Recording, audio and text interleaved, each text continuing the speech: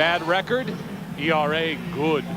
His best outing, his last outing, his best major league outing, that was last Saturday against San Diego when he had a 3-hit shutout.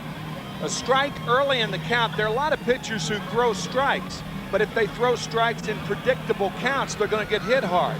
Risky but effective delivery. Why risky? He throws across his body, and that puts a strain on the outside of the shoulder. The reason it's effective is that most hitters are not of this kind. You pick, is it defense or defense? Either one. It looks like this for the Yankees. They have committed 59 errors, 12th in the league in fielding percentage. And we look at Robin Ventura, who was last with the Mets. He's committed 12 errors. His arm isn't what it used to be, but he has more than made up for the errors. The 6-time Gold Glove Award winner with the home runs he's pounding out of the park. He's hit 19. See the group around him with Jeter, Soriano, and Giambi on the infield. And this broadcast is also available in Spanish by utilizing the SAP button on your television. I like defense better. Defense. Right. Defense. There's a strike on a little slider into Roger Cedeno. And when I say slider, Tim, I don't know if it was really a slider, but it slid a little bit from the outside to the inside. Lillian, very interesting curveball with an innovative catcher behind the plate. Jorge Posada, the designated hitter today, and Alberto Castillo. When you talk to the pitchers that have thrown to him, they will tell you he is among the best in the business. Plus, he's got some flash to him. He does. He enjoys the rare occasion when he gets a chance to catch. And he locked into a good situation being the backup for Posada with the Yankees. 2 balls and a strike on Cedeno, hitting only .243. 3-1. That was not a good pitch to a leadoff hitter who has struggled like Cedeno. A 2-1 breaking ball on the first batter of the ball game, particularly with Cedeno struggling like he has. Challenged him with an 87-mile-an-hour pitch, and now it's a full count. So Roger back in the leadoff spot. Alomar is slowed by a knee problem today. Valentin playing second. Here's a 3-2. And on the hands, Lilly is coming off a 3-hit shutout over San Diego. And now that the Yankees have Orlando Hernandez back, and he ended up working 4 innings last night in relief for Mike Mussina, who was so-so as a starter for the Yankees. Hernandez has got to find a spot in this rotation, which Joe Torre says will come. Good start for Lilly as he strikes out Cedeno. Pitch probably outside. You could, if you caught our pregame show, you caught Kevin Kennedy talking, and it was interesting to me, being a former catcher, just hearing what Kevin's take was on setting up. You could see Castillo there setting up late, that ball outside, but Castillo, again, among the best at setting up and throwing. In for a strike. I learned something today listening to Kevin Kennedy. We'll see if you provide me anything that I can learn from this afternoon. New stuff. I want new material. New stuff. Well, 1 ball, 1 strike on Alfonso. The interesting thing about Kevin's points in the pregame show about setting up and how catchers do that is it fuels some thoughts of my own about how to catch catcher signals, how to interpret signals, even though you can't see what he's putting down. The body language behind the plate, we'll try to pick up on that throughout the course of the game. 1 and 2 strikes on Alfonso with Piazza on deck. The Mets, a .500 ball club. And who would have thought, with the kind of money they spent over the offseason, that they'd be saying that at the end of June. That'll play. Castillo, Lilly, Castillo. Now it's Ventura. Oh my gosh, 2 out. Well, the interesting thing about that particular play is that Castillo tried to position himself like an infielder would. You can hear, or you can see, Ventura. Is that his tongue or his uvula? He's speaking in tongues as he came running in to call that. Anyway, in tongues, it's I got it, I got it. Right. But you could see Castillo trying to spin himself around. Castillo does not have glasses on. That's why it was an easier play for Ventura. He's a throwback. No glasses under the mask. Here's a guy who doesn't have to put on a mask today. The DH, Mike Piazza. And a ball up and away. There's no doubt that there aren't really any interesting sideshows going on in this series.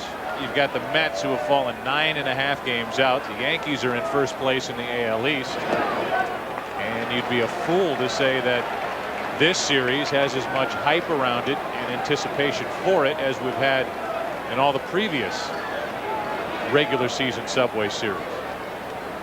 The 2-0. 2 balls and a strike. If the Mets were in first place, it'd be a different story. But Roger Clemens is firmly planted on the bench for the Yankees, and Sean Estes is doing the same and actually wearing a microphone for us over on the Mets bench.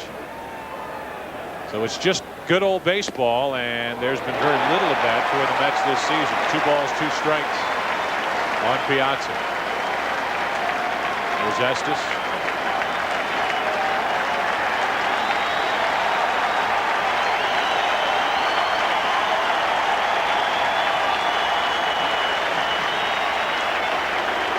Lilly trying to pick up where he left off against San Diego.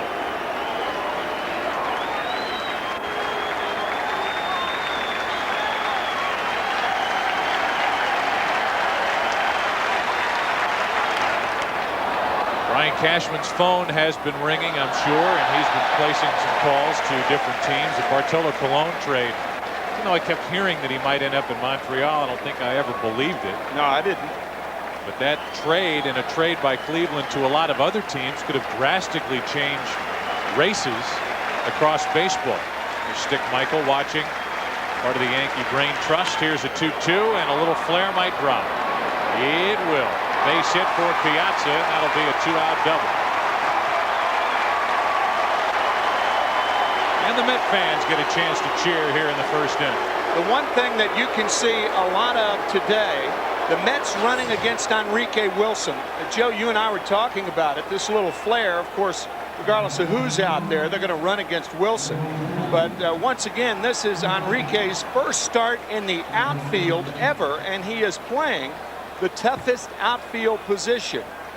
Not conventionally tougher, because here at Yankee Stadium it's easier because of a short right field porch.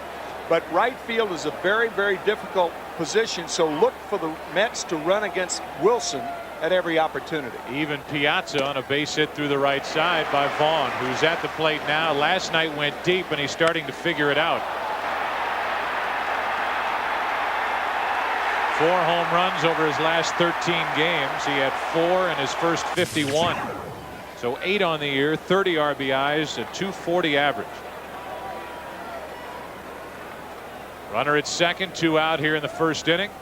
And 1 ball, 1 strike on Vaughn, who sat out all of last year due to injury and has a couple hundred at bats with the New York Mets. He changed leagues, and I think you still have to be fair to Mo Vaughn, although that's hard to do up here in New York, and believe that there is still a chance that Mo could get it back together and be the hitter the Mets were hoping they got when they traded Apier to get him from the Angels. Here's a 1-1. Good pitch on the inside corner, strike 2. We saw Piazza taking a 2-0-2-1 fastball, and then Mo Vaughn, as we said earlier, to reinforce that point. Lilly is tough to pick up.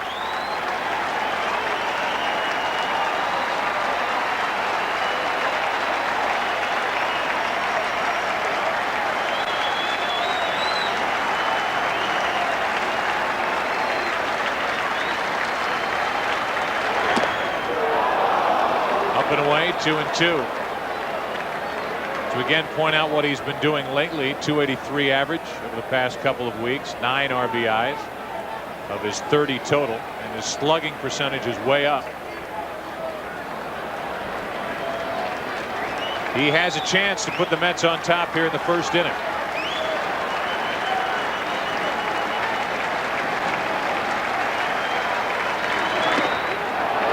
Did well to lay off that pitch. It's a full count. Good friend of Mo Vaughn's, John Valentin, waits on deck.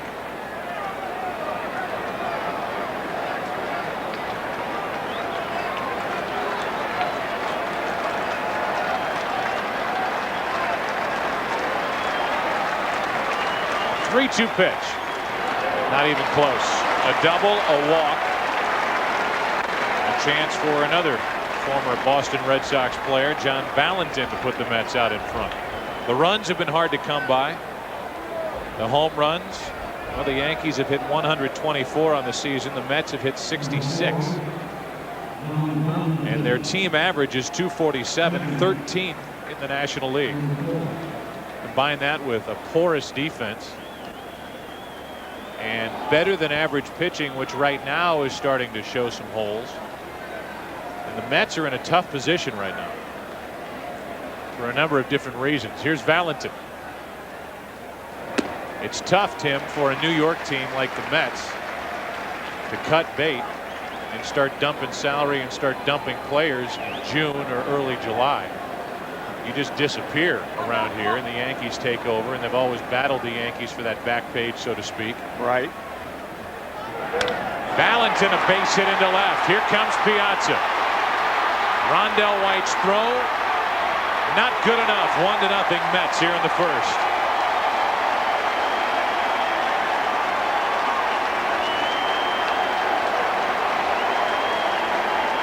The Yankees have one area on defense which can be exploited, and that is their outfield arms. We talked about Enrique Wilson, his first start in the outfield. Rondell White does not have a strong throwing arm. Normally a left fielder with Piazza just rounding third base would have a play on Mike. With 2 outs, he's running all the way. You don't have to hold up to wait and see if the ball's going to drop. And the Mets take the early lead. Vaughn stayed put. He's at second. Valentin has the RBI, and now it's Burnitz. He's also picked it up of late with the hits. At least his average is more respectable. When we last saw the Mets, he was under 200. Now he's at 220. 27 RBIs to go with his 9 home runs.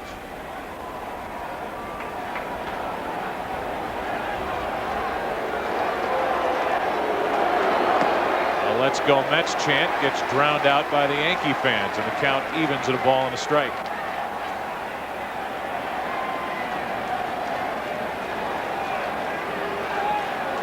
Al Leiter has a first inning lead with which to work. 1-2. Al is one of those guys that there's been a lot of talk swirling around him as to whether he will be traded or not. Good fastball from Lilly, blows it right by Burnitz. I think Al Leiter is probably the most tradable commodity on the Mets.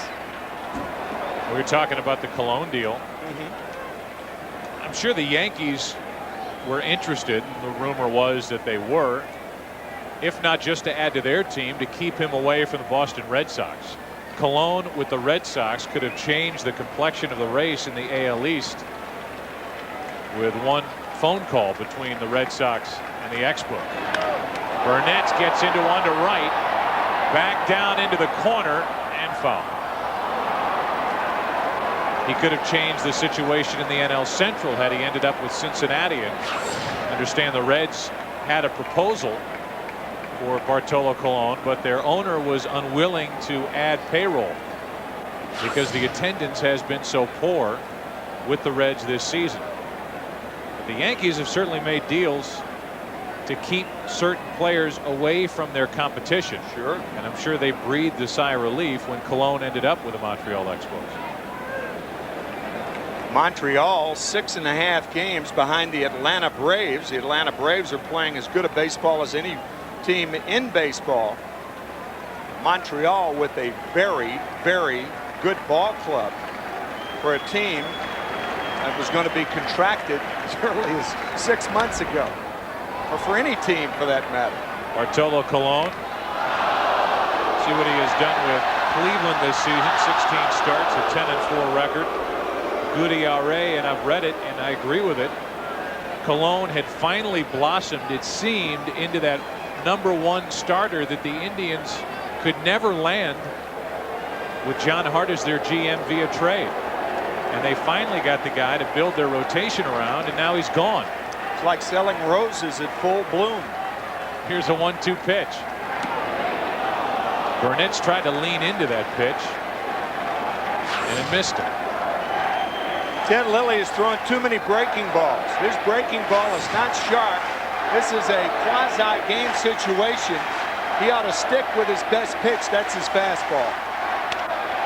To the right side, and easy for Giambi on a knee, and Burnett leaves a couple on. But the Mets get a lead. A 2-out hit by Piazza. After a walk, a hit by Valentin, and Leiter goes towards. Alfonso Soriano will lead it off. What a tremendous asset he is at the top of this Yankee lineup. With Enrique Wilson and Derek Jeter. Big numbers in his career against the Mets. The Giambi, the first baseman. Williams, Posada DHing today. Ventura at third. Rondell White in left, and Alberto Castillo catches and bats ninth. And here is Al Leiter. Perhaps, certainly baseball players and perhaps baseball fans know about Al Leiter and his style of pitching. He pitches right-handers inside. So for that, we say, save the forest, Al. Don't break as many bats. He's using that backdoor curveball very, very effectively, and guts and guile, no doubt about it. And I agree with you. He is the most tradable commodity that the Mets have, and there's nothing to say that if the Mets trade him that they don't get him back. He'll be a free agent at the end of the year. He could help the Mets by landing some younger players and then turn around next season and sign right back with a team he followed as a kid in Toms River, New Jersey. Here's Soriano first up. 6 times he's led off a game with a home run. This time he'll lead it off with a double. Tying run at second with nobody out. Leadoff hitter, leadoff pitch. Yankee fans becoming accustomed to the style of Soriano. He is up there to hack. Ralph Kiner used to refer to hitters of his ilk as Bible hitters. Thou shalt not pass, and he rarely will let a pitch pass. Situation you wouldn't normally bunt, but with Wilson up there, a guy who won the first game that we did this year on June 1st against the Red Sox with a grand slam home run, he may be up there to bunt. Runner at second with nobody out. The Mets are certainly expecting it. I'm not. You're not? I'm not. All right. I'm going to be wrong here. No? Yeah. That's a foul ball. Vance Wilson tried to body check Enrique Wilson out of the way to try to grab it when it was fair. Strike one. Yeah, he was ready to throw the ball to third base, an alert play, even though the ball is foul. He's trying to go to third to get Soriano, knowing that Wilson's not running, and perhaps get a double play. This is something the Yankees haven't done a lot of, is drop down bunts. Very different style for Joe Torre this year compared to other years. That's a foul ball. Well, that's a good reason to bunt, and that's why Joe had him bunt on the first pitch, because Leiter throws those cutters inside, and ideally you want to move the runner along, hit the ball to the left, to the right side of the infield, but you can't do it as well with Leiter because of that biting cutter inside. So with a runner at second, nobody out, no balls, 2 strikes. The Mets corner infielders back up. And now Leiter, who's working with Vance Wilson, finally comes set. But these two already having trouble getting together on a sign. Yeah, Vance Wilson just gave 5 sets of signs for 5 different pitches. Guys on the opposing bench, the Yankee bench, probably saying, hey, you don't throw that many pitches. Here's an 0-2. Enrique tried to check it and did. 1 ball, 2 strikes. I was surprised to see the bunt after the leadoff double because of the type hitters to follow. Jeter, Giambi. I don't know. I don't figure this to be a low-scoring game, but you never know. A 1-0 lead in the first inning, and Joe Torre showing a little 1996 Joe Torre. Put the bunt on. Now the 1-2 pitch. Trying to go the other way. Good idea, but Mo Vaughn reached for it. 1-0. Really a good at bat by Enrique Wilson. A little tough luck right here with the line drive going right at Mo Vaughn. But your point is well taken, because if Wilson doesn't get Soriano over, then Soriano could try to steal third base. Left-hander, as you See Enrique Wilson right there going with that pitch. But a left-handed pitcher is easier to steal third against than a right-handed pitcher. We'll explain why in succeeding pitches, perhaps. Right-handed batter in the batter's box, and the home plate umpire Larry Young's walking home. If you're the runner at second base, is it time? No. But we haven't had. There he goes. There he goes. You missed your chance. Throw to third. Goodbye, Soriano. 2 out. They tried it, and Vance Wilson catches Soriano. Well, Soriano did try to steal third base, and usually if you're thrown out at third, you didn't have a good enough jump from second. But a fine play by Vance Wilson. Soriano was thrown out at second base then, not third base, because his jump wasn't big enough. And we've said before, I've heard it said that you steal third against the pitcher as much as you do the catcher. Almost always against the pitcher when you're trying to steal third. So now here's Derek Jeter, who's batting in the number 3 spot, ahead on the count 2-0. A double, a line drive out. Soriano, who leads the American League with 22 steals, thrown out for the 6th time trying to swipe one. And now it's 3-0 on Jeter.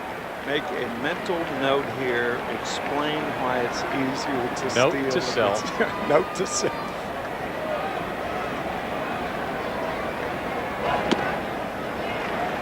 Three and one, like Soriano likes to hit. That was shout not pass. He didn't wait around very long after Enrique Wilson lined out and was caught trying to steal third. Now a 3-1. Jam shot foul, full count. Well, the reason, generally speaking, that it's wrong to try to steal third with nobody out is the hitter has the opportunity to get you to third without trying to take that chance. Then with one out, that's when you go ahead and take the chance.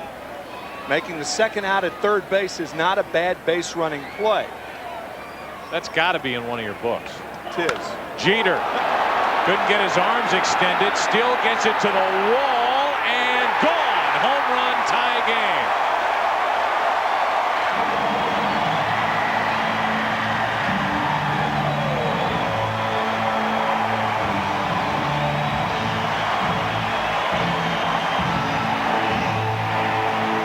The alligator armed it over the wall and left.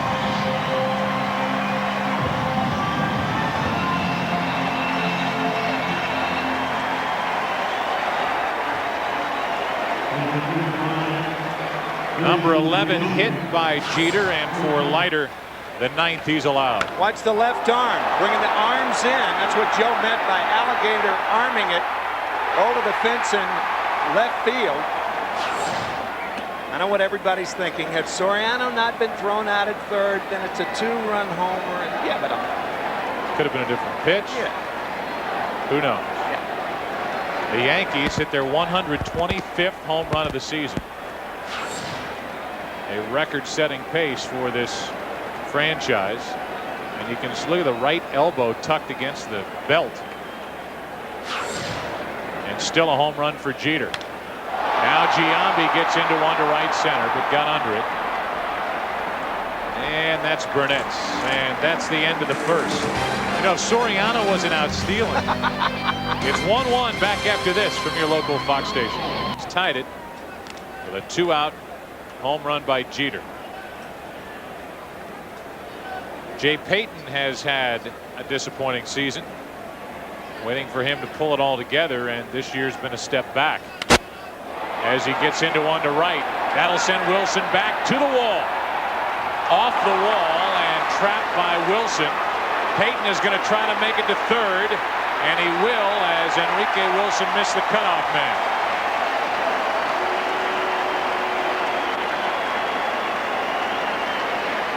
Saw Mike Piazza go to second on a double because the ball was hit to right field. We said that the Mets would try to take advantage of the inexperience and poor throwing arm of Enrique Wilson in right field. Enrique showing his inexperience right there.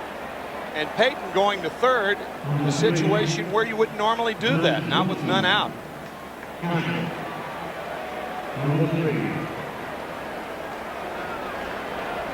A little stutter step going around second base. And Jay Payton's third triple of the year.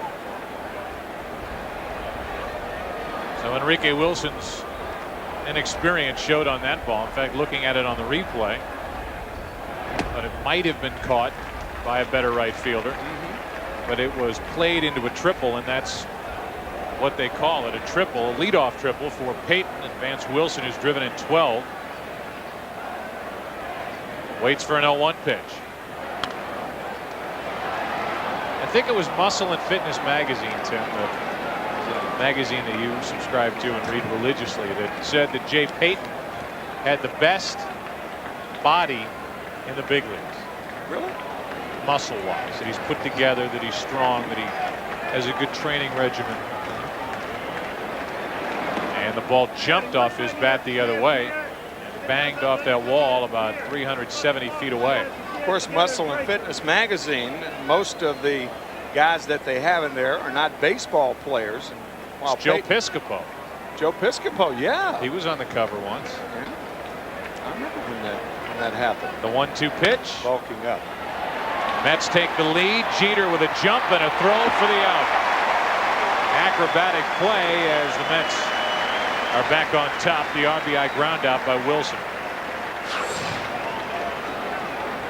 Derek Jeter with only one play. The slow-footed Wilson is thrown out. An RBI for Vance, and good base running by Jay Payton with the infield back, taking advantage. And that's your favorite Jeter play right there. Well, he makes it about twice out of every 30 times he tries it. If he's too deep, his arm's not strong enough to throw the runner out. Here's Ray Ordonez. Payton a triple. Taking the extra base pays off. An RBI ground out. Now 1 ball, 1 strike on Ordonez. He's hitting .241. Did I save you from getting in trouble? Did I just interrupt a good line? What did I do with the Muscle and Fitness? With the no. I guess it's okay if you're an ex-Saturday Night Live performer to bulk up, but not baseball players for the most part. A lot has been said about steroid use over the last 2 or 3 weeks since the comments from Jose Canseco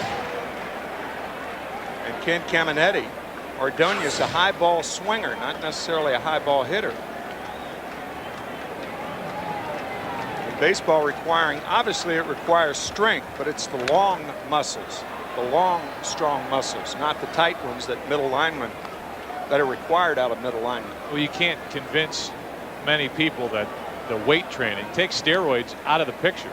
The weight training in general that binds these guys and gets them so pumped up and so tight has to contribute to all the little knick-knack injuries that happen during the course of the season. No question about it. Why these disabled lists are just jam-packed full of big money players. Here's someone who works out religiously. Jeannie Zalasko with a game break. Yes, Hi, Jeannie. I'm working out as we speak, and I'm upset I have to stop. It's a home run in Chicago, guys, and it's not Sammy Sosa. Moises Alou leads off the second with his solo shot. Cubs 12th straight game with a home run. Of course, they're 5-7 during that stretch, but for now, it's a 2-0 lead. Top 3, Joe. All right, Jeannie. Yesterday, an 8-0 lead was not good enough for the Chicago Cubs. 8-0 with Kerry Wood on the mound, and they end up getting blown away. That's hard to believe. Kerry Wood, who earlier in the year got on his teammates in the clubhouse after a loss in St. Louis, questioning the effort, unable to hang on to an 8-0 lead. And Paul Konerko, who nobody knows about across the country, is having not just an all-star year, but an MVP type year for the Chicago White Sox. 1 ball, 2 strikes now on Roger Cedeno, who struck out his first time. Joe Torre faced with the tough task. It's always tough to select the reserves for the all-star team, and I would imagine that one guy that definitely will be on there, Paul Konerko.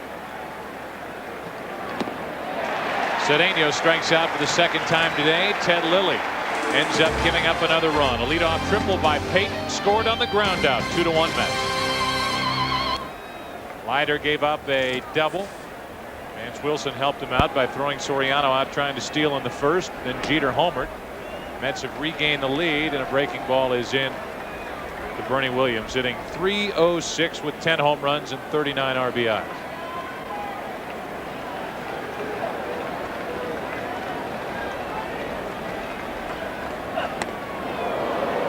One ball, one strike. Talked about Al Leiter and his trade ability to create a word here on Fox Saturday Baseball, but they have others. Sean Estes, a guy that they could certainly talk about. Roberto Alomar, if that situation doesn't get any better, if the Mets situation in general doesn't improve. Al Leiter will give us his thoughts on the general problems with these Mets. After Bernie Williams does something, it counts even, 2 balls, 2 strikes. The very hardest thing for a team like Bobby Valentine's Mets right now is to take one game at a time. That's such an old baseball cliche, but you have a tendency to look at the season in a series of months instead of as a series of separate games.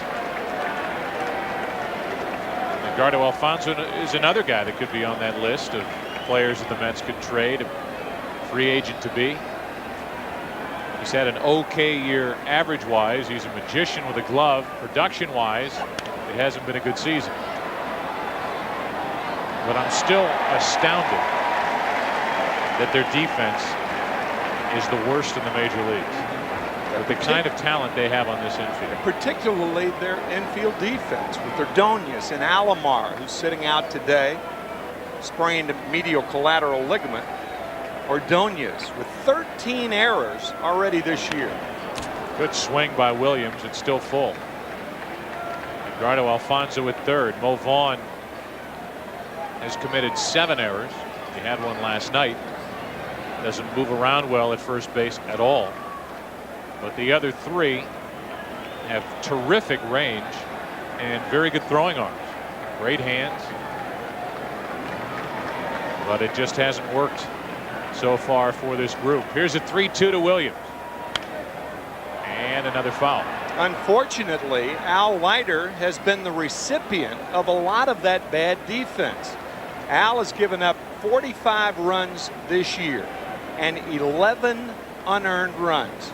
And the defense comes into play particularly when Al pitches because of a lot of ground balls to the left side because of that cutter inside. They set up inside, and Williams strikes out.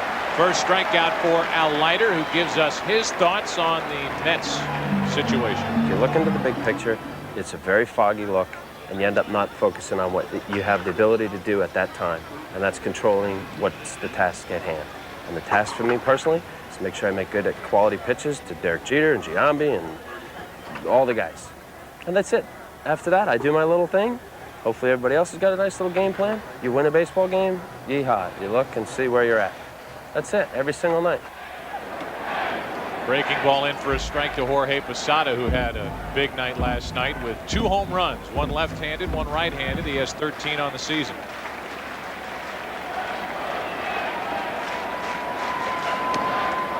One ball, 1 strike. So far, it's yeehaw for Al Leiter. 2-1 lead in the second.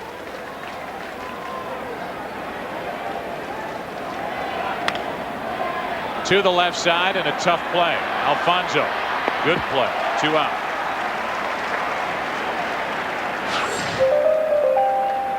Broken bat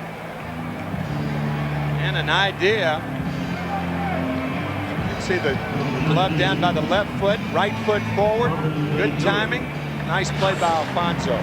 Al Leiter would figure to be the perfect leader type in a clubhouse, but you can speak to this better than I can.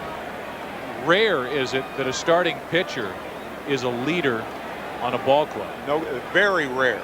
And almost never is a reliever a leader on a ball club. But rarely do you see pitchers who work once every 5 days as a starter.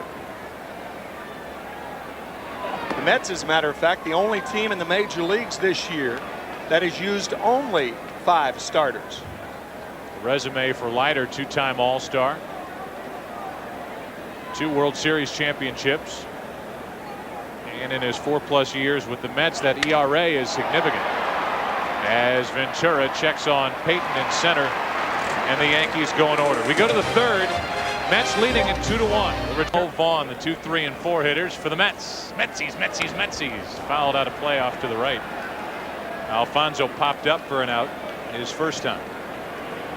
A couple of long innings for Ted Lilly. 33-pitch first inning. He's trying to impress again here today and hang on, if he can, to a starting spot. Seems to have a good attitude about the potential to return to the bullpen. What's he going to say compared to a guy like Orlando Hernandez, who's now basking in the sun out in the bullpen beyond the outfield wall after going 4 innings last night and getting a save. 2 balls and a strike. There's nothing like a relationship between pitcher and catcher. I was just thinking about that comment you made last inning that, and you're right, very few pitchers are leaders in the clubhouse because pitchers by their very nature are eccentric. I'm not saying inside corner, full count. Excuse me, Joe. I'm not saying that in a bad way. I mean, when you think about it, they almost have to be to pitch well. And no action begins until they begin. It's a lonely position out there. Base hit into left field by Alfonso. And the 4th hit of the day for the Mets. Next week on Fox Saturday Baseball, Randall Simon and the Detroit Tigers visit historic Fenway Park. Take on the Red Sox, or Sean Green and the Dodgers. Is anybody paying attention to the Dodgers? They'll be in St. Louis to take on Jim Edmonds and the Cardinals, plus other regional action. It all begins with This Week in Baseball next week at 12:30 Eastern, 11:30 Central. How about Sean Green with his 25 home runs that he hits in bunches? After only 3 in April.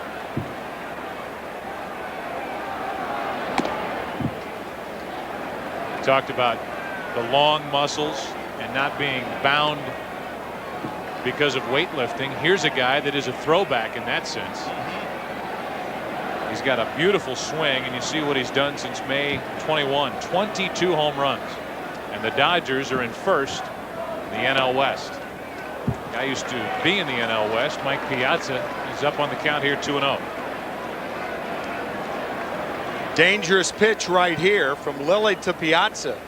Mike with power to all fields. 3-0.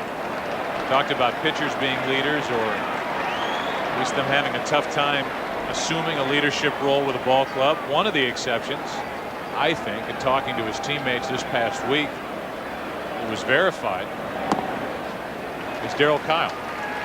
Darryl Kile was a leader on that Cardinal team. He and Woody Williams. Sometimes guys become leaders by default. Other guys don't step up.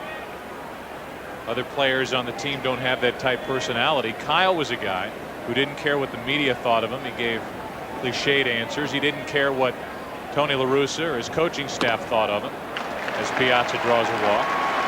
But one of the things that he was preoccupied with and really worked at was what the other players in the clubhouse thought of him. And he confided in Mike Matheny time after time about his perception in the room, like they say in hockey, that he would say things in meetings. And Mike said, I used to chuckle to myself because I knew 20 minutes later Darryl would come up to me and say, did what I say sound okay? Did that sound right? Reassurance. Yeah, he wanted reassurance, but he also wanted the respect of his teammates, and that's what you saw this past week. Guys lining up, guys taking red eyes, guys taking charter flights to come to St. Louis to pay tribute to a guy they love to play with and a guy they respected, Darryl Kile. After the shocking developments in Chicago last week.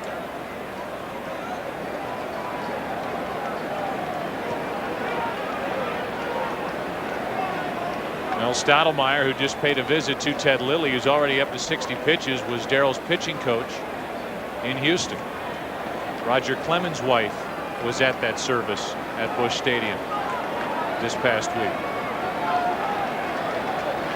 With 2 on and nobody out, Mo Vaughn, who walked his first time, could add to the Mets' lead.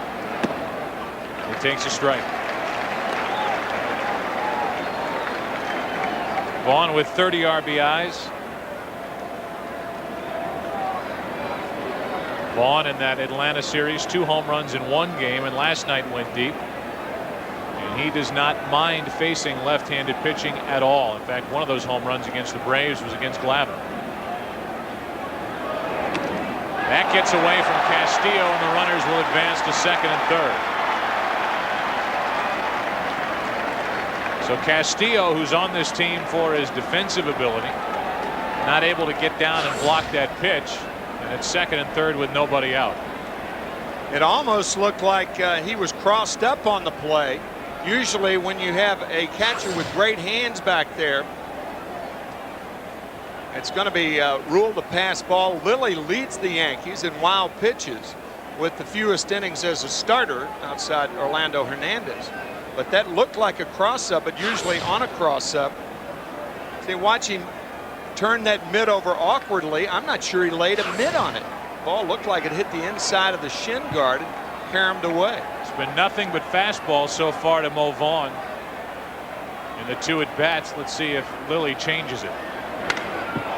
Popped up behind short, and that will not get a run home. Jeter takes it, 1 out, and another missed opportunity for Mo Vaughn.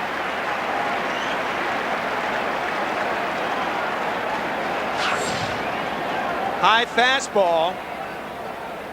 Mo Vaughn with nobody out in a productive situation does not produce. If you're quiet and you listen real carefully, you can hear the booing from Queens. Queens Astoria, Long Island.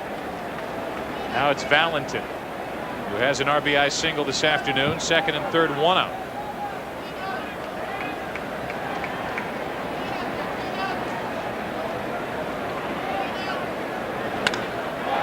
Another pop-up. Will they take a chance and run on White? I think so. Alfonso is coming. A chance to get him. Wide throw and safe. It's 3-1 Mets.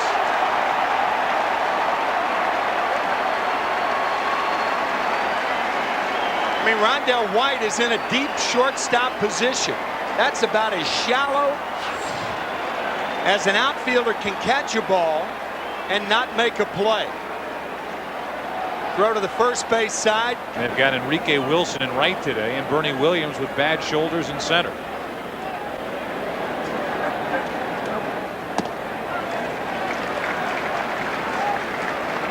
Nothing in 2 on Jeremy Burnitz, who grounded out to first his first time up.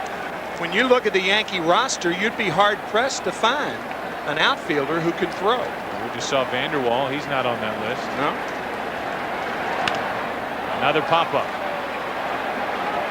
Robin Ventura will climb the mound, come back down, and make the catch. And after all that, the Mets get a run on a sac fly by Valentin. Bottom of the third, 3-1 time, trying to stay healthy and stay on the field every day. He's been bothered by a strained ligament finger on his left hand, which slowed him a couple of weeks ago. But he is determined to stay off that disabled list to try to prove the critics wrong. The count goes to 3-1.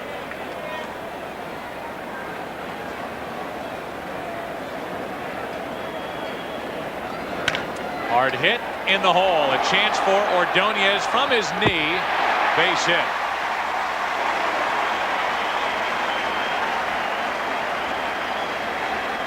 Fine acrobatic play by Ray Ordonez, who really had more time than he thought he had. Instead of throwing from a knee, perhaps he has a shot at White if he gets to his feet. But a fine play, and an example of what Joe was talking about earlier. You can see the grip right there. That's almost a change-up grip that he threw over there, and sometimes in an infielder's haste, he knows he has to hurry and he doesn't hold the ball properly, and that's often the cause of errors or an errant throw. So with one on, nobody out, Alberto Castillo's at the plate. He doesn't give you much with the bat, a 156 average, 4 RBIs. White, in case you're wondering, has not attempted a stolen base. This Yankee team, as a group, is #1 in the American League in home runs, runs, and RBIs, but also strikeouts. So a very different group than the one we're used to talking about in October. Remember when Joe Torre first got here, Joe Girardi was such a big part of the mix. They had Paul O'Neill, Tino Martinez. They ended up with Brocious during Torre's tenure, and it was a team that didn't hit a lot of home runs, but got them on, got them over, and drove them in. Another check on White. Again, Kevin Kennedy talking about it before. Watch Vance Wilson setting up. And this area right here is about the only area where Castillo will pull the ball. Everything else the other way. So they go inside, and Leiter misses with it. 1 ball, 1 strike.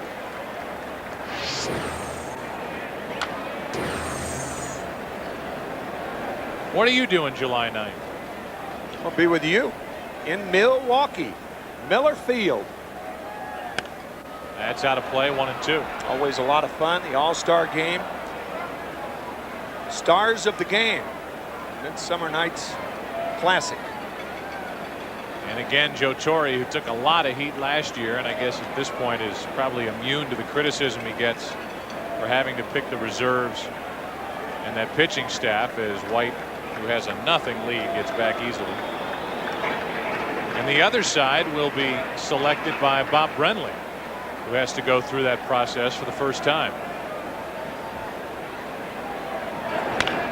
Should be. Double play, 5-4-3. So Castillo not only doesn't advance the runner, he hits into a 5-4-3 double play. And right now, here's Genie with another game break. Joe, the Yankees are trailing. What about the Red Sox? Let's go to Fenway. Top 3 scoreless until Gary Sheffield put a bat in his hands and crushed the Derek Lowe offering. His 13th home run of the season. The Braves looking to improve to 14-3 versus the American League this season. Atlanta up 2-zip, bottom 3, Joe. All right, Jeannie, there are the standings in the American League East. Boston a game out behind these Yankees, and then Baltimore doing well just to hover around the 500 mark at 37-40. Toronto is a team that figures to factor in to the pennant race, as they're going to dump salary. And a lot of players with that current Toronto club, and from the reports, they'll talk about just about anybody, including somebody like Raul Mondesi, who I'm sure has the interest of these Yankees. If they can work out the right deal, he's going to cost you a big chunk of money, but he's still one of the elite players with a bat in his hands in the league. 3-0. They also have some young pitching that they can trade you if you can come up with the prospects. 3-0 on Soriano.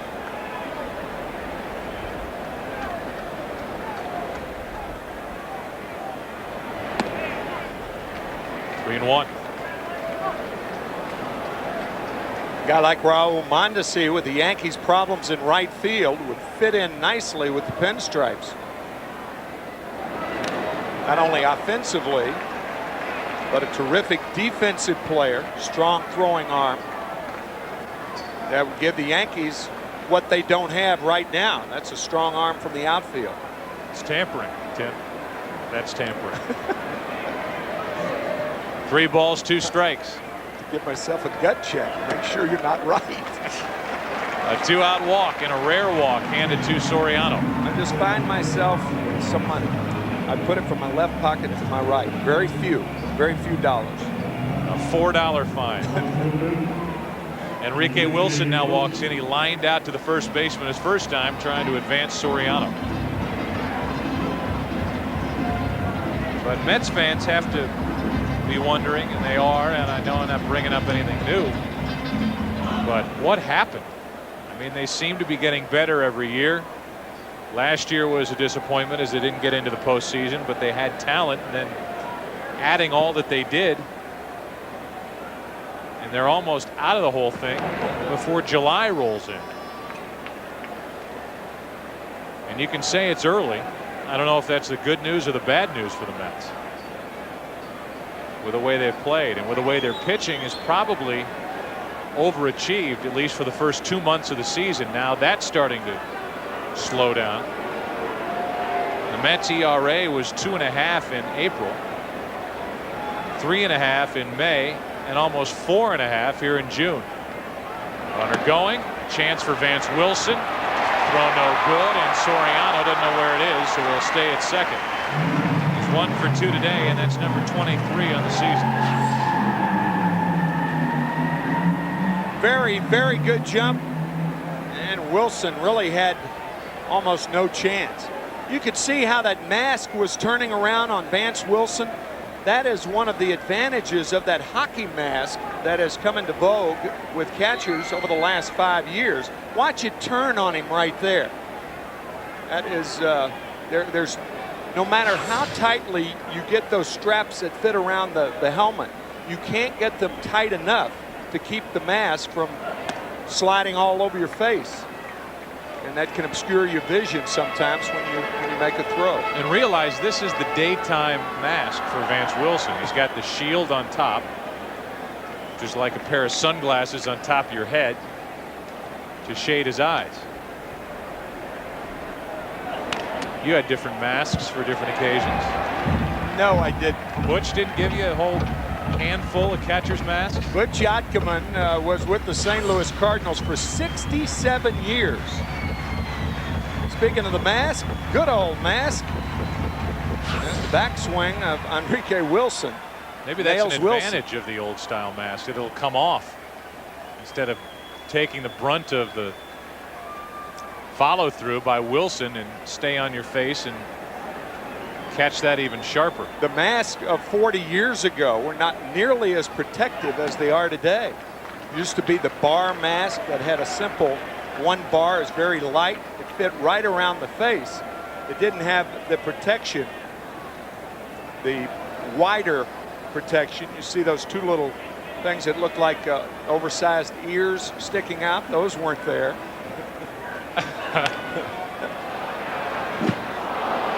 But it has improved a great deal. Those were on your mask. Yeah, those but were, they were real. Those were on my mask in the form of real ears, yeah. Maybe Yogi's too. And certainly mine. I mean, I'm the first to raise my hand. You can see that little protection thing right below to protect the throat area.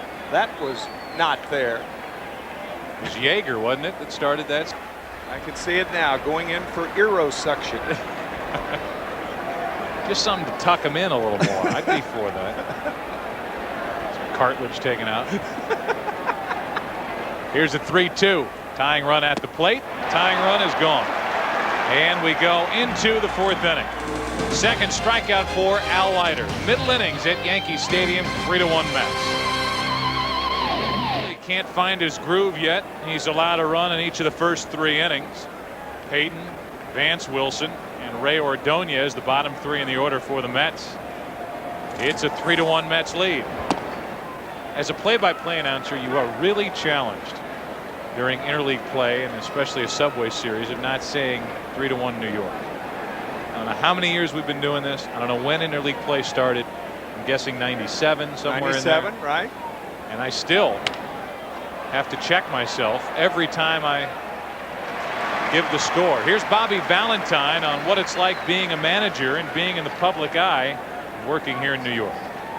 The weird thing about all the interviews in New York is that if you ever slip up at one time, if you give one little opening, the wrong verb is used, the wrong adjectives used, you don't put a comma in the right place, it becomes a major issue. And you know, for the thousands, if not millions of words that I say, to have 1 or 2 words kind of crucify you, I think is totally unjust.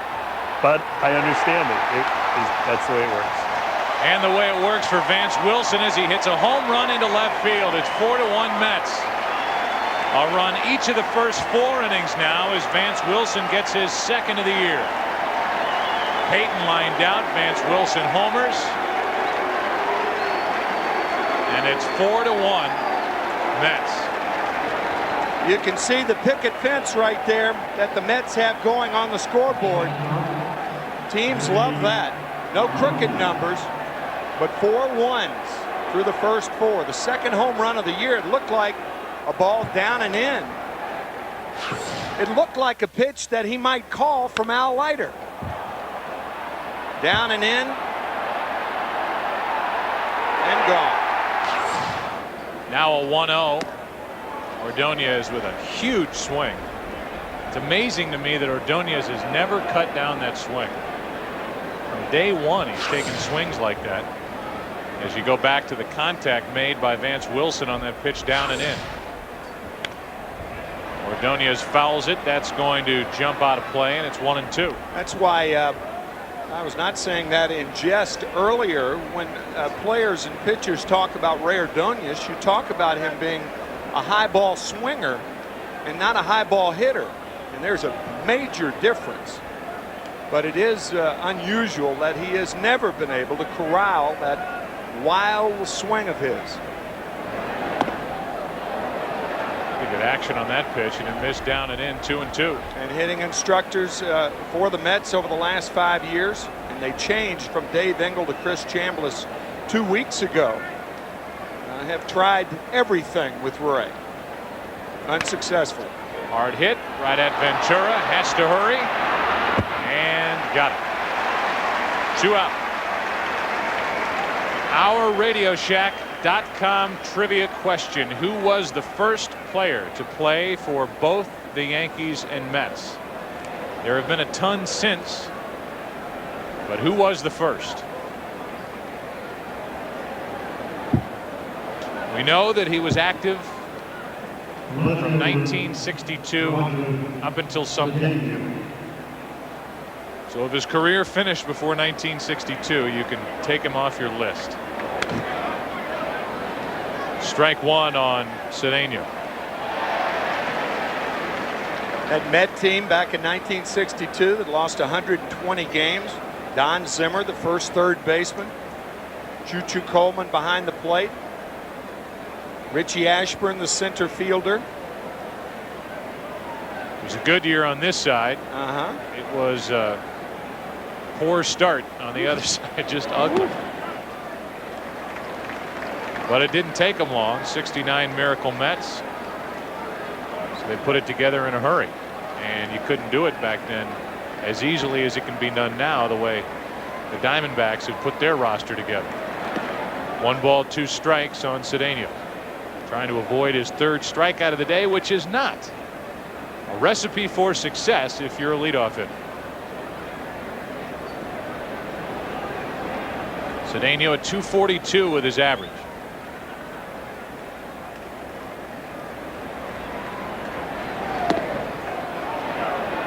Two and 2.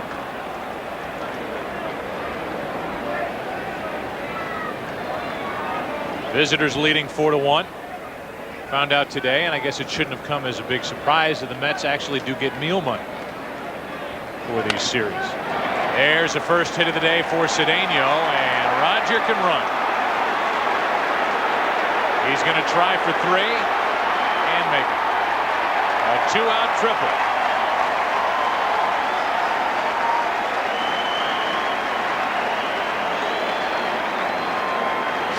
Roger Rabbit on the bases. That liner to right center field. An easy triple. It is rare that you say that. There are very few stand-up triples. And unfortunately, you can see Cedeno running hard out of the box. But unfortunately, guys don't do that all the time nowadays. And that's why triples are down considerably over the last 5 decades. Because of the effort getting out of the box. That is exactly right. Triples are earned by your speed out of the box. And that's why triples continue to go down and down and down. Because guys aren't running hard out of the box. Steve Stealing home. And safe as Castillo couldn't come up with it. Cedeno steals home, and you could hear Bobby Valentine yelling from the dugout to go. The left-handed pitcher's at a disadvantage here. Do you put your back to the runner?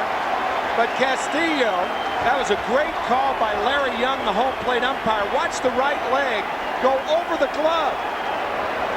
Actually to the left of the glove. And the Mets fans having fun so far, and the Yankee fans shocked at what they just saw. Jutting right over there. Watch the right foot. Or did he touch the plate?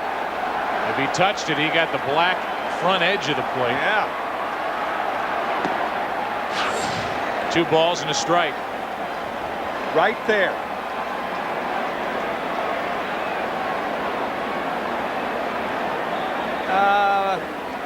Looked like he had it. 2 balls and a strike. 3 balls and a strike.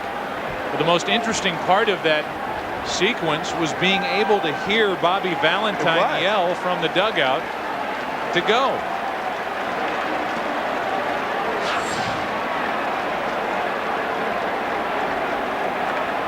Right heel.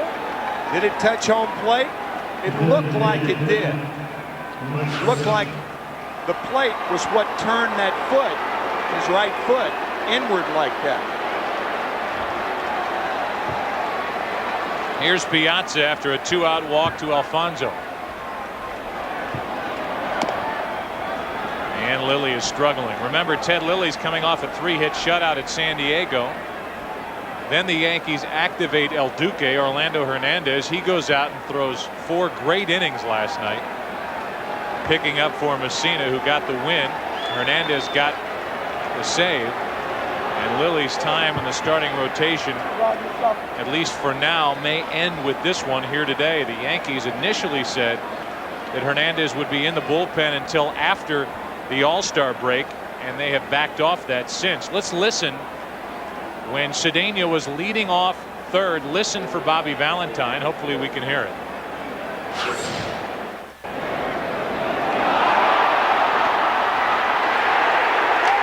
Take our word for it.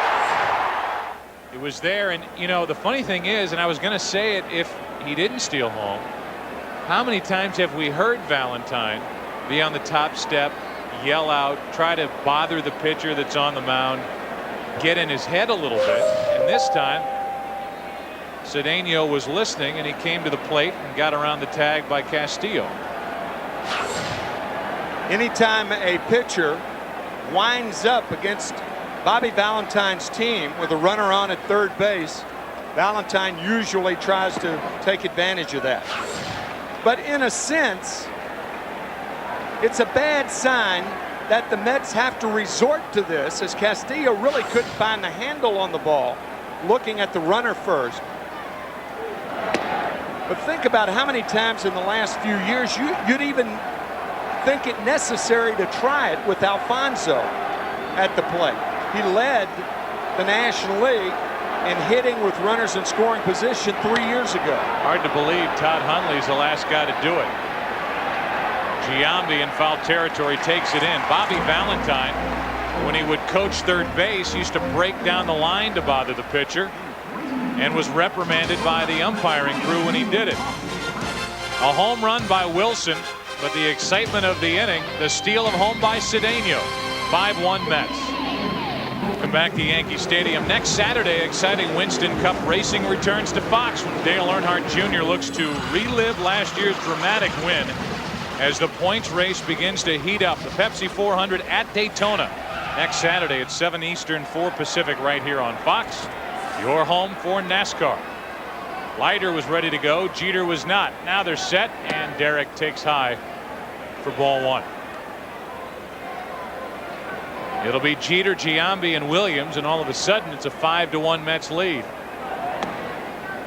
The Mets took 2 out of 3 from the Yankees at Shea 2 weekends ago, and the Mets and their faithful hope that that would signify the start of something good for the Mets, but it's been inconsistent play since then. They lost a series to the Braves. They were losing the finale of that 4-game set when rain hit, and the rest of the game was rained out. And then they lost last night, getting pounded by the Yankees. Today, however, a 5-1 lead in the middle innings.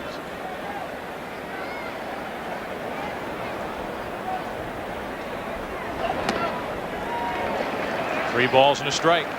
Most surprised guy in the ballpark's got to be Al Leiter, a guy for whom the Mets have not scored a lot of runs, as Ramiro Mendoza is now up and throwing. Breaking ball in for a strike on 3-1. Castillo has had a rough day behind the plate, to say the least.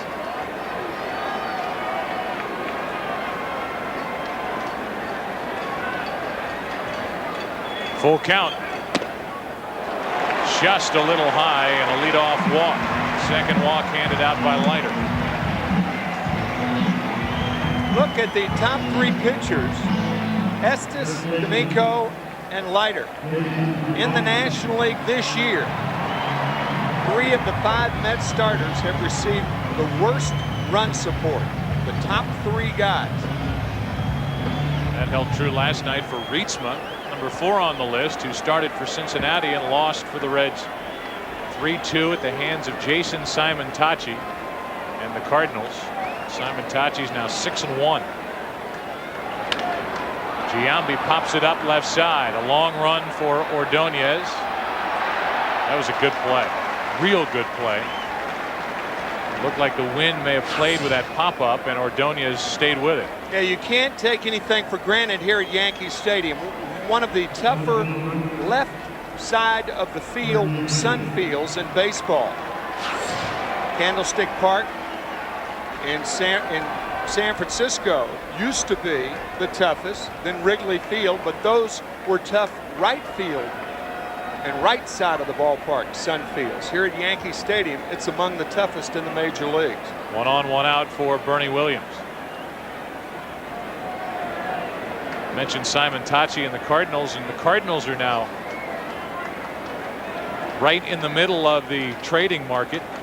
They're 2 games up on Cincinnati in the NL Central, but with the tragic death of Darryl Kyle, and on the field sense, they are going to be hard pressed to find a number 3 starter the caliber of Darryl Kyle. They have Matt Morris, Woody Williams, and then there's a severe drop off in experience and ability, although Bud Smith has a chance and Simon-Tachi's been unbelievable.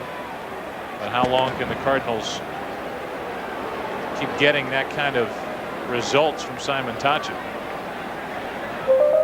The closer it becomes to July 31st, the more expensive the trade market is.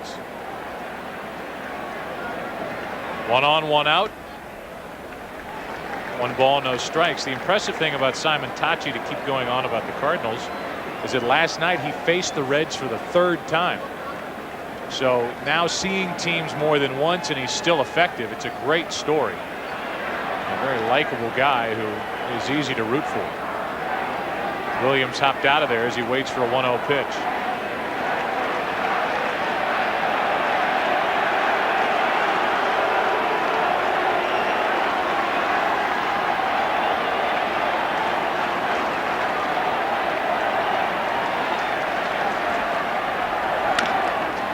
To third and foul. 1 ball, 1 strike. And we talked about this 2 weeks ago with Vaughn and a left-hander on the mound. Vaughn, who doesn't move around well over at first base, it makes even less sense for the Mets, who like to use this alignment defensively with a guy on and a left-hander on the mound, to keep Vaughn off the bag and ask Mo and that big body to move around like that and try to catch a throw from the pitcher and apply a tag. Seems silly. Like that. Mo Vaughn, he weighs 260 pounds, 265, and now Mo wants to talk to Al Leiter. But when Mo goes to his left, it's very difficult to stop and come back to your right if you need to field a ground ball, for instance. So in order to work that play effectively, it seems to us, and we talked about it before, that you need a much more flexible and much more athletic first baseman instead of a guy like Vaughn. It was good when they had Olrud, or at least it made more sense. Yeah. Less sense now. Now a 1-1 pitch. Good swing by Bernie Williams, strike 2. And you're asking a first baseman really to read the pickoff move, catch a throw and tag. As you said, he's taken away from the big part of the field if he misreads that pickoff move.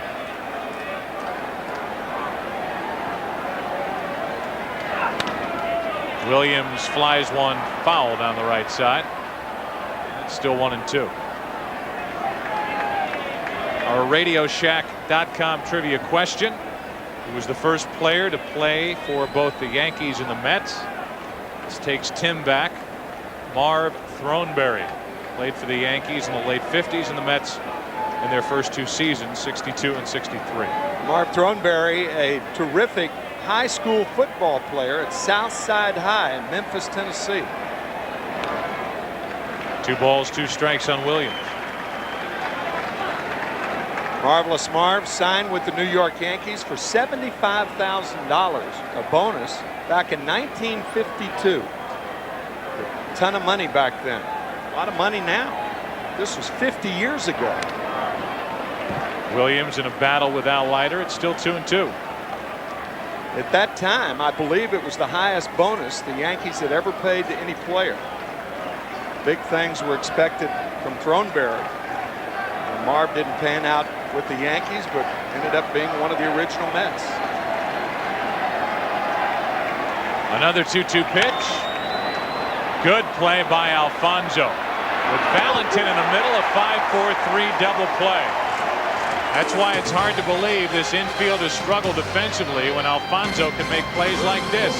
We go to the 5th. Walked his first time, then missed a chance with 2nd and 3rd, nobody out in the 3rd. But Valentin picked him up with a sac fly to shallow left. It was an unearned run, by the way, against Lilly because of a passed ball. There's strike 1, like Tim's favorite jeans, 505. This one off the bat of Mo Vaughn. Off the billboard above the scoreboard, and one of the longest ever hit at Shea Stadium. It was a monster.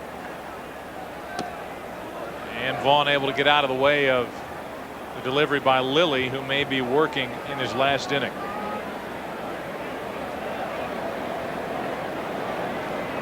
Here's a 1-1.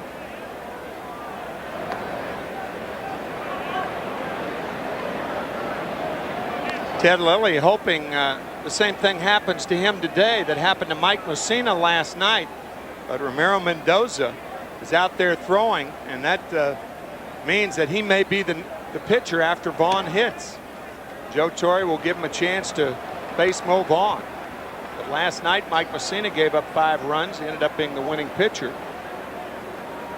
It does not look like Lilly will finish this inning. That is crushed. Upper deck for Mo Vaughn, number 9. And not too much unlike the home run we just showed you at Shea. Vaughn is starting to find it as he takes that long trip around the bases for the 9th time as a New York Met. And that should be a loud exit for Ted Lilly.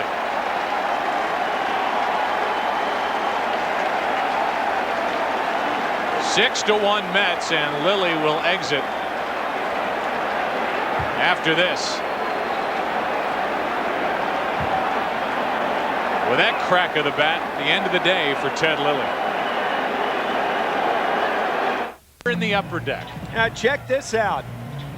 He's passing a hot dog down, this fella right here. And he said, whoa, where'd that come from? Well, back to business as usual. Hardly reacted. You know that had something on it as Mo Vaughn hits a tape measure shot There's contact, and then there was liftoff, and then there was the vendor. As Ramiro Mendoza comes in to pitch to Valentin with Burnitz and Payton to follow. Nobody on or out. 6-1 Mets. 1 ball, 1 strike. Mendoza, valuable guy. He can start, he can long relieve, he can set up, he could close a game if he needed him to. He has a save. 5-2 record. He's behind in the count here with Valentin 2-1. Lilly 4+ innings, 6 runs, 5 earned, 7 hits, 3 walks, 2 strikeouts, and 2 home runs. That's a floater that might drop. Jeter, great catch over his shoulder, 1 out. It's not that easy, is it? No, it's not. For most mortals, with the possible exception of Omar Vizquel with the Indians, that is not an easy play. Omar Vizquel is so skilled at that particular play. He will often do it on purpose to keep from catching the ball in the sun. Here's Burnett, and there's strike 1. A home run by Mo Vaughn was his 4th home run in his last 10 at-bats. And again, he changed leagues. He sat out all of last year. Let's be exact about the at-bats. Vaughn has 227 at-bats. So there is still hope that he isn't finished and he can pull it all together. He's had a good week. And he has 9 home runs now. 2-1. Good pitch, 2-2 to Jeremy Burnett. Mets playing their 79th game today. So they're not even at the halfway part in the season yet. Bottom fell out of that pitch.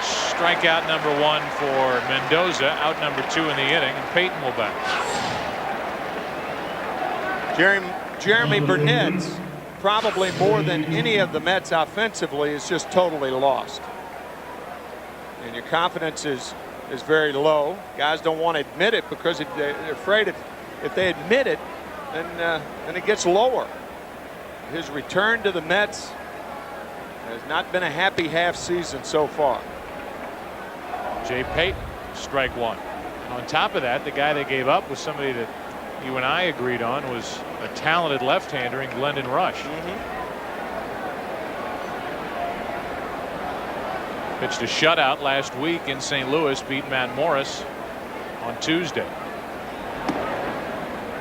1 ball, 1 strike on Payton, who has tripled and scored and lined out to center.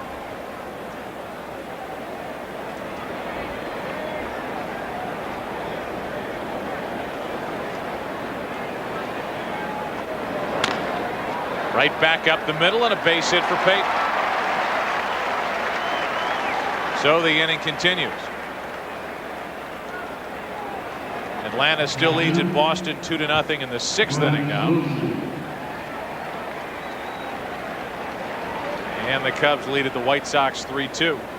Gary Sheffield with a home run. Did Jeannie say earlier that was only his 13th home run of the year? Seems like Gary Sheffield has hit 30 home runs this year. Well, every time we do a Saturday game, we go back to LA and see a Gary Sheffield home run highlight. Man. That's on the outside corner for a strike to Vance Wilson, who drove home a run with an RBI groundout back in the 2nd, homered in the 4th, and is fresh off his makeover that was detailed in today's New York Post. Up the middle, another hit for Vance Wilson. Just so you know, he got a Frederick Fekkai haircut. He got a new suit. Who is Frederick? Who is Frederick Fekkai? Frederick Fekkai is a guy who evidently can charge $400 for a haircut. One process hair color, $125. Brow wax, $29. Day of a lifetime, priceless. Frederick might take a couple of bucks off that guy's next. What's Freddie's name? Fekkai? Fekkai. That's into center off the bat of Ordonez, and that ends the top of the 5th. We'll roll it out with Mo as Mo rolled one out of the stadium. Gargantuan shot. Halfway through it, 6-1 Mets. Bottom of the 5th. Bottom of the order. Jorge Posada, Robin Ventura, Rondell White. Anybody gets on the number 9 hitter Castillo, and a bender is in there for a strike from Al Leiter, who started the day 7-6 with the 9th best ERA in the National League of 3.07. One of the best pitching performances we've seen since you and I have been in a booth together in '96, starting in '96. Was that Game 5 start that Al Leiter made in the 2000 World Series. It was a gutty performance. Game won by the Yankees when Luis Sojo hit a 2-run single up the middle. The Yankees winning yet another World Series. That was World Series number 26.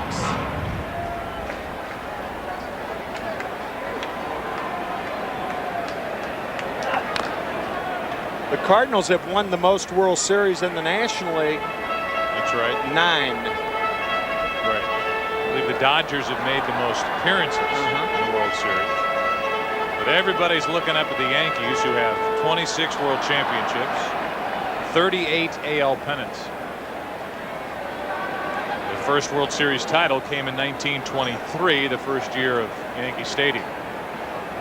Here's a 2-2 to Posada. Full count. So I think it's fair to say, and Al Leiter would probably be the first to admit it, that Leiter is winning today without his best stuff. So far it's been good enough. He's struck out 2, he's walked 2. Now he's struck out 3 as Posada goes down looking. 1 out here in the bottom of the 5th, and it is our Pepsi fan cam.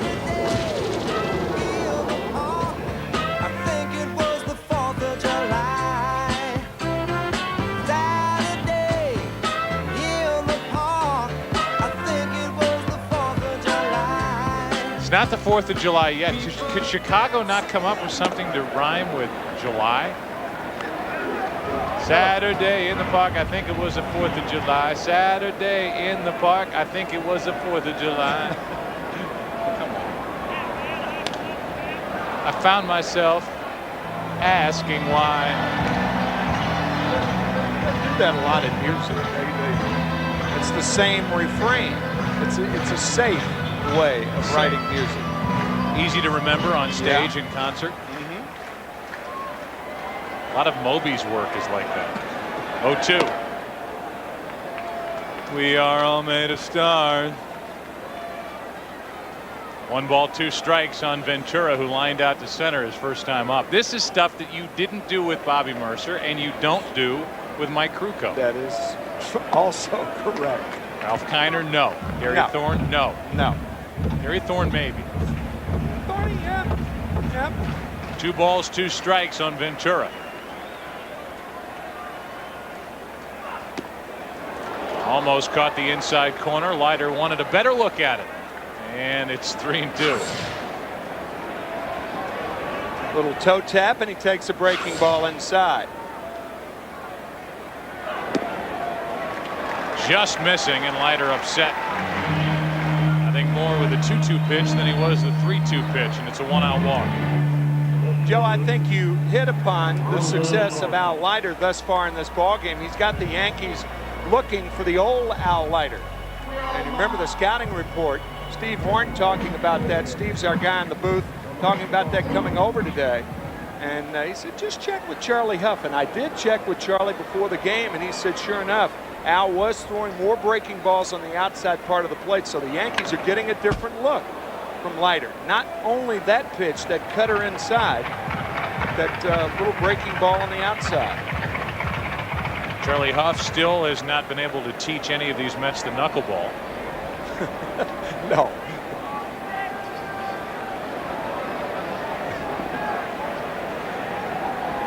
The 0-1 to Rondell White. Good pitch down and in. That scouting report one more time. The backdoor curveball. And that's the different look that Al has used today.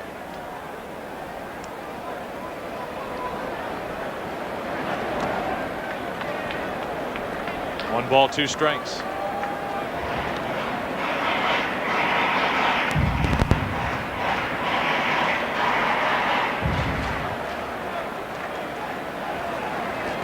Leiter looks like he's hardly broken a sweat. There is strikeout number 4. And here is Al Leiter giving us a scouting report on Al Leiter. What separates a mediocre game from a good game is that I have to throw a certain amount of quality pitches away, 2-seam fastball away, changeup away, to offset what every hitter does that I'm going to throw. And I do that enough in some critical counts with important batters in the middle lineup. It usually is a pretty good game, I think, I hope. So with 1 on, 2 out, Leiter slipped a little when he let that ball go, and that's strike 1 on Castillo.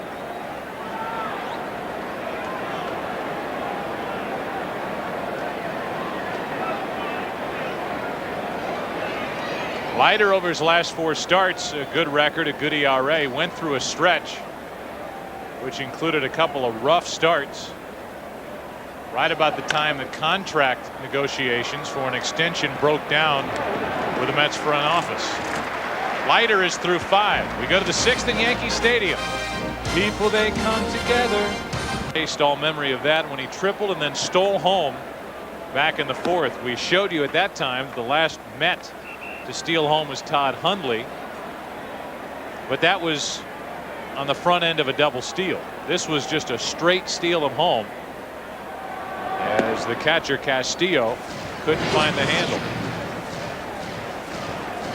Those Pistons, wow, huh? 2 balls and a strike. 2-2.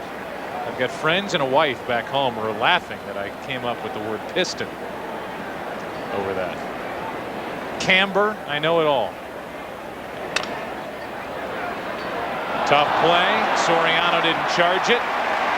Mendoza thought he was going to get to it, and the ball stayed down, and Cedeno's on with, well, we'll wait. Hit or error? Mendoza right there. The ball went under his glove. I think it's going to be scored a hit, but a ball that he clearly could have fielded with a little more stretch and bend. First they said hit. Now they take that off the board and put up error. E1. E1.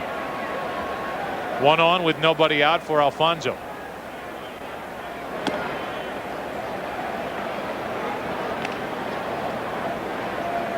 Edgardo has popped up, singled and scored on a shallowly hit fly ball by Valentin back in the 2nd, and Edgardo walked in the 4th. Mets trying to get back over the 500 mark with a win today. 39-39, while the Yankees are 49-30. From his knees, Castillo got it. Like Tony Pena or Benito Santiago before him, Alberto Castillo threw from his knees for the first out. Used to be a saying about guys like this, they probably pray standing up. How can you throw from your knees and do it as long as Santiago has done it?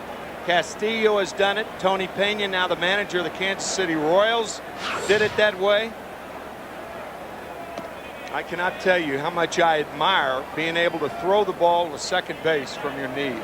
Am I wrong, or when Santiago started doing it, maybe even before that when Pena was doing it?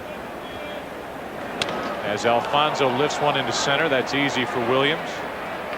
2 out. Weren't there some critics and some ex-catchers who said it's showy, it's showboating, and it shouldn't be done that way? Sure.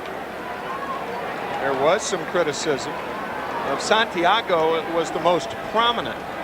Tony, when he broke in with Pittsburgh, was not nearly as he didn't do it all the time. It seemed like Benito Santiago still does it with the San Francisco Giants. And I would imagine a lot depends on the pitch that you get. Yeah, and the situation, the jump, and how much time you have to get it down there. You can't do it with a high fastball, for instance. If the ball's down there, there's less motion. Nice play. Ball 1 to Piazza with 2 out. Now ball 2. On deck is Vaughn, who hit that upper tank home run. Tim, you and I were here June the 8th when the San Francisco Giants were here, and it was a game that Ted Lilly started. Settled down after a 3-run first inning, and it was Bonds who took Lilly into the upper deck in that one in the first inning. As a fly ball's into deep right field, might carry out at the wall. It is gone for a home run. Piazza goes deep, and it's 7-1 Mets.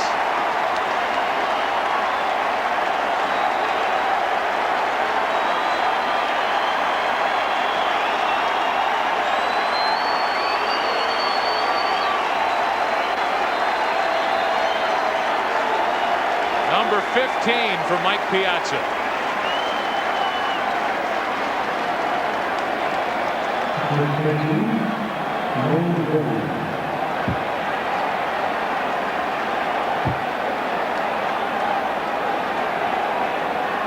A 3-homer day for the Mets. Here's Vaughn. Ball 1. It takes so much strength as you look at the New York Mets, who have scored in every inning, 6 straight, but it takes so much strength to drive that low sinker and to lift it. Here's one into center field. It sounded good off the bat. It is off the top of the wall, and Vaughn will have a 408-foot double with 2 out here in the 6th.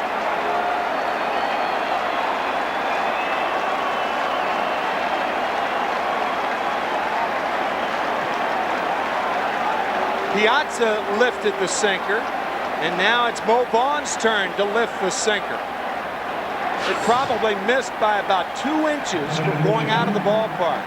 Nearly his 5th home run in his last 11 at-bats. Oh. And you could get guys up in the bullpen with smoke signals from the dugout after this. But Stottlemyre was on the phone after this ball hit off the top of the padding. And now Stottlemyre's out to talk to Ramiro Mendoza.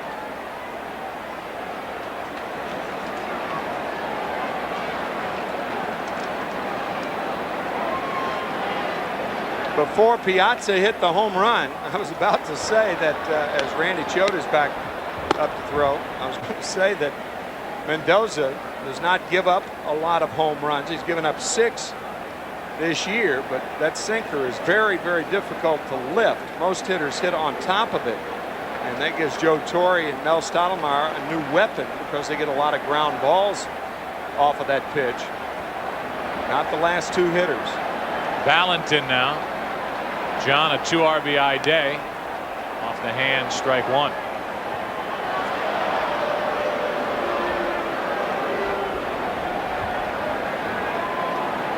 So Valentin has seen his buddy Mo Vaughn heated up for the Mets.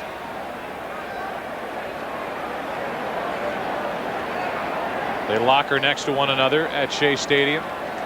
Teammates with Boston, Seton Hall. The 0-1. That should end the inning. Valentin was off balance, and Jeter squeezes it. That'll do it for the first 5.5. Home run by Piazza the opposite way in the inning. And the Mets are having fun at Yankee Stadium. They lead 7-0. We go into the bottom of the 6th. The Yankees will have the top of their lineup try to do something against Al Leiter. Their only run today, fittingly for the Yankees this year, on a home run by Jeter back in the 1st. Their 125th of the season. They lead the major leagues by a mile in the team home run category. Oakland Athletics are number 2. 21 home runs shy of what the Yankees have put up. 22 now, including Jeter's in the first inning. Here's a 1-0 to Soriano, who has doubled. Jam shot into right, and that's easy for Burnett.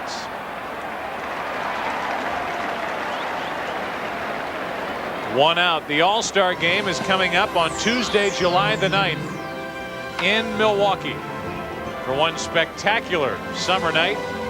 The best in baseball will be on its center stage, shining under the lights at Miller Park. We hope that you join us here on Fox. The 73rd All-Star game Tuesday, July 9.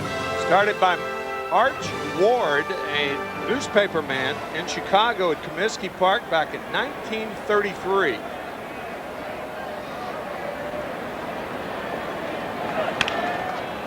To the third baseman, Alfonso. And Enrique Wilson is retired. He is 0 for 3. Agents, Scott Boras, get your pen and paper out.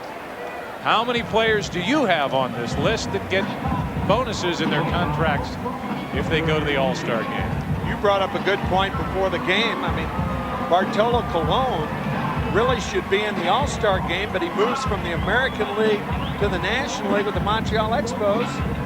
Can't go. For one spectacular summer night, Bartolo Colon puts on his Cleveland Indians uniform and pitches in the 73rd All-Star game on Fox. Even though he's on the Montreal Expos. What the heck? Heck, why not? What if he has one of those clauses, though? That was your point. What if he's to get $100,000 if he makes the All-Star team, and because of the trade he doesn't get it? Somehow, some way, he'll have to live off his base salary.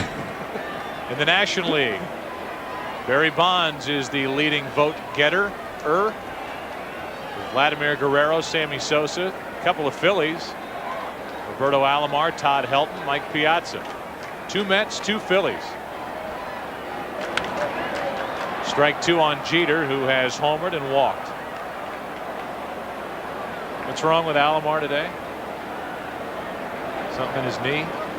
Medial collateral, strained medial collateral. I believe it's his left knee. There you go. So he's not in the game today. Valentin is, and Valentin has chipped in for some help offensively. 2 out, nothing shaken for the Yankees in the 6th inning. 0-2 to Jeter. Back in the 1st inning. I don't know how, but he did it. A flick of the wrists. And home run number 11. Breaking ball, he didn't go. That's fielding Colbreth down there at first base. Said no, didn't swing. 2 out, 2 balls, 2 strikes. Number 2 at the plate. And it stays 2-2. Oh my gosh. How low will they go around here? The Roberto Alomar baseball card. It was up by his locker. His teammates giving him trouble. The story is Roger Cedeno gave him more trouble during a Domino's game, and all heck broke loose, and they got into a shoving match. Full view of television cameras. That's fair down the left field line, and Jeter will hold with a poorly placed hit. Good that it was fair for Jeter, bad that it was so hard and off the wall, caroming right to Cedeno for a 2-out single. That'll bring in Giambi. What's wrong with that picture? A boyish looking Roberto Alomar. I don't know. I really up as a kid with the Padres. Yeah. A good-looking young man. Also, I mean, I don't really understand. Of course, you don't understand clubhouse humor because we didn't hear what was said about that picture. Roberto today looks like he got the $400 Frederick Fekkai haircut. But no, it was Vance Wilson.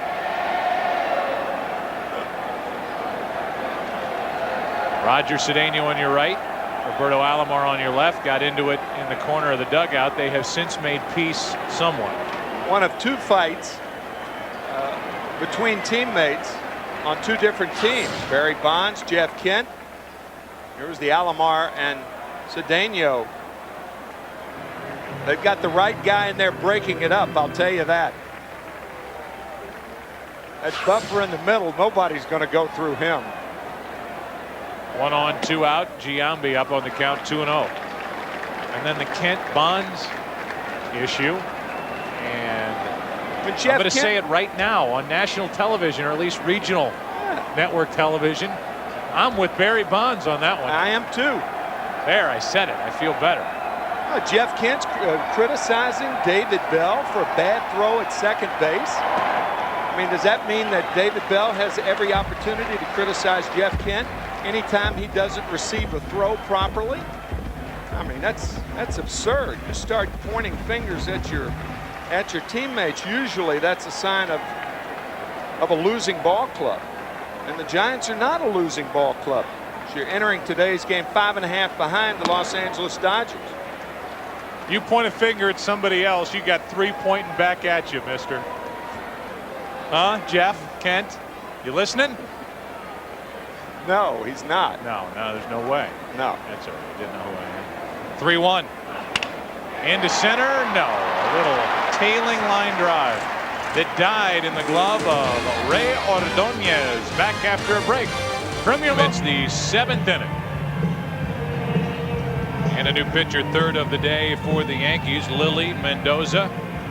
Stanton, who was putting together another terrific year. It was last year, wasn't it, that he was selected as an all-star by Joe Torre, and all heck broke loose.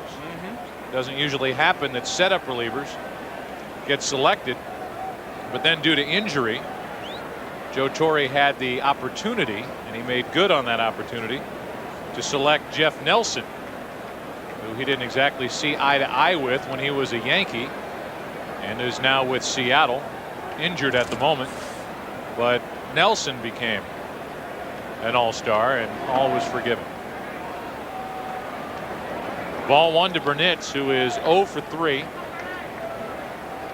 hitting .218. A lot of criticism of Joe Torre last year because of the 7 Yankees selected. And then when the Seattle Mariners had 8 selected, the criticism went away. Mike Cameron, the 8th player selected by Seattle to play at Safeco Field in Seattle last year. 1 ball, 1 strike. Al Leiter trying to figure something out with Charlie Huff, or complaining about the strike zone today of Larry Young. Foul could just be a little more animated. And looser. Yeah. 2 balls and a strike on Burnitz. No shortage of work for Mike Stanton year after year. And he's behind on the count, 3-1. White Sox and Cubs are now tied 4-4. And it looked like, but I only saw a couple of numbers on the scoreboard here at Yankee Stadium. It's 2-1 Atlanta. Now with Boston. Now it's a full count on Burnitz. Jeannie, is Jeannie out there? Can Jeannie help us with that at some point during this 7th inning? I think she could and probably will.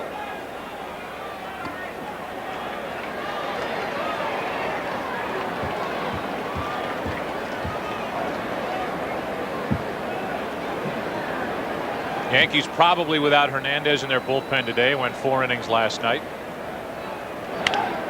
As Burnitz grounds to first, and Giambi takes care of it.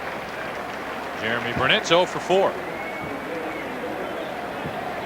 You can show your support for your favorite team with the MLB Authentic Collection.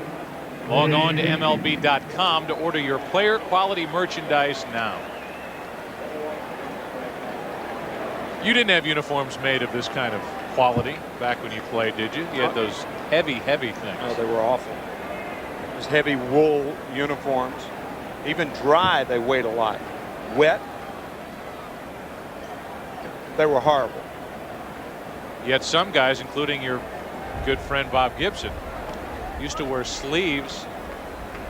Maybe I'm wrong. No, but you're correct right. me. No. Even on the hottest Long days. sleeves, right. Because he believed that when the breeze blew against his wet sleeves that were against his arms, it cooled him down. That was the conventional wisdom in those days. That's Mike Shannon logic if I've ever heard it. You add another layer with the hope that when the breeze hits you, it cools you down. Well, the one thing you didn't want to do, particularly in a town like St. Louis, is drive to the ballpark with pitchers, and this is I'll say it, these were the days where all cars were not air conditioned. And that's in for a strike, 2-1. So you'd want to put down the window, and if you drove to the park with a pitcher, you couldn't do that because the wind would hit their arms. Now, let me tell you, I talked earlier about pitchers being eccentric. That's an example of that. You have an odd look at it. I Or do. just a I jaded do. look at it. Why? Because your guy was Carlton. No. With the, I mean, any the pitcher. weird stuff. Oh, and the- any pitcher. Okay. Here's Jeannie Zelasco with a game break. Yes, you rang. How about we take you to Fenway? What do you think? Remember this guy, Manny Ramirez? I think he's feeling better. Bottom 6. 2 outs, but he manages an RBI, his 37th of the season. This the first batter Kevin Grabowski faced. Kevin Millwood out with a blister problem. Bottom 7, Braves out in front. Thank you, Jeannie. 2 out. Nobody on for Vance Wilson.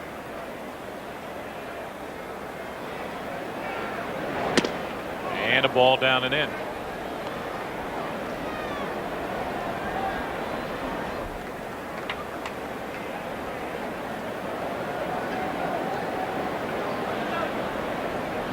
Fouled out to the catcher, Tim. That's the answer. Okay. I was looking at your scorecard. You were looking at mine. Don't know. I wrote down. You wrote down. WW. Don't know either. Phil Wasn't Rizzuto watching. wasn't watching. All right, let's crank it up. Come on. 2 out, nobody on. Top of the 7th. 1 ball, 1 strike on Vance Wilson.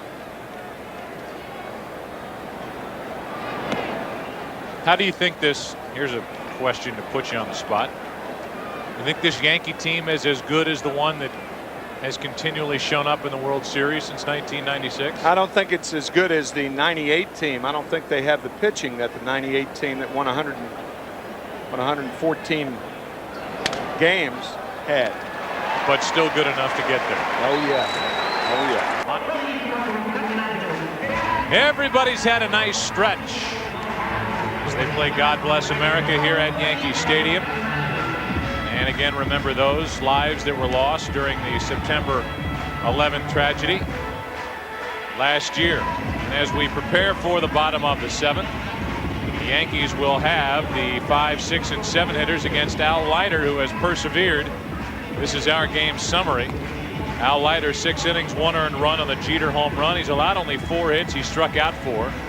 The Mets with 7 extra base hits, 3 home runs. Cedeno, the first steal of home since 1997 when Todd Hundley did it.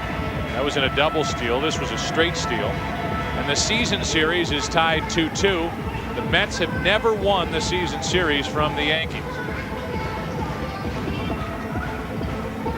In fact, the Yankees have won 11 of the last 17 between these two.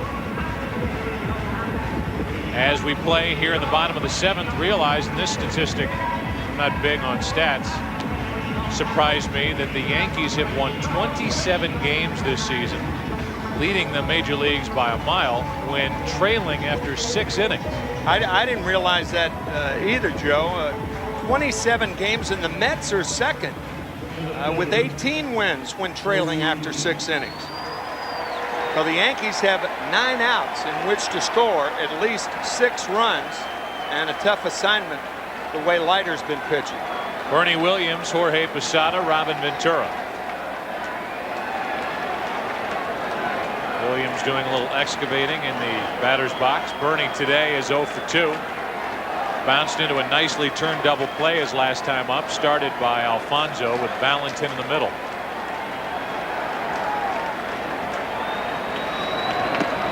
Good breaking ball for strike 1. The numbers for Bernie Williams okay this year. He's batting .300, but it's a quiet .300. 10 home runs, only 26 extra base hits coming into this game. Since Joe Torre came to the Yankees, the lineup has had a marvelous resilience about it. If one guy isn't doing it, the next guy picks him up. Posada last night with 2 home runs, 1 from each side of the plate. Giambi is going to be a big influence. Derek Jeter, their most consistent player day in and day out. Soriano's emerging year. Ventura, a great year. Coming over from the Mets.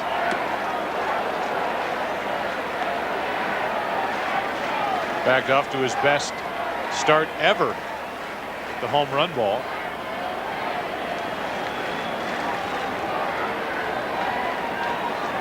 Rivera back off the disabled list, ready to go. 2-2 is fouled away. Shane Spencer bothered by a sore wrist. They also have Ron Coomer on their bench, who has neck spasms. They've said is unavailable during this series. Nick Johnson is on the bench at the start of this one. Another 2-2 pitch. And another foul.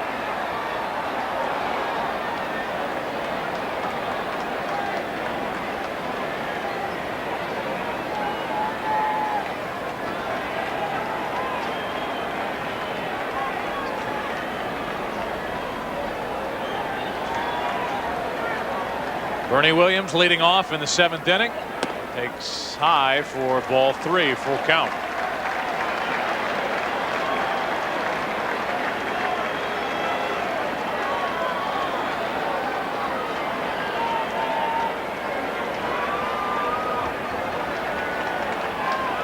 Leiter has walked 3.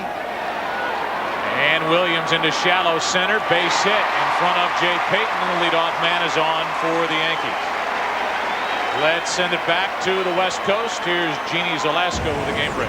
Joe, I bring you the updates, and all I ask is please log on and vote. And you did. This worked so well. Your pick for AL starter for the All-Star game, Derek Lowe, overwhelmingly 50%. And what about the National League? Who should be the starter? Tom Glavine. Of course, he's a free agent at season's end, and he told us if he doesn't stay in Atlanta, he'd consider Boston. Take that, New York. Joe? All right, Jeannie. Yeah, there's no surprise there. Grew up a Red Sox fan. Posada hits one foul.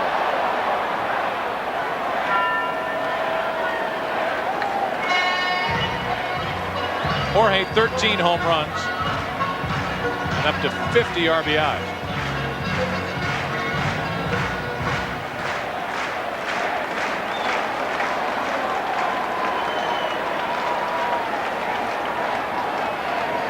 With all these players that this Yankee organization boasts,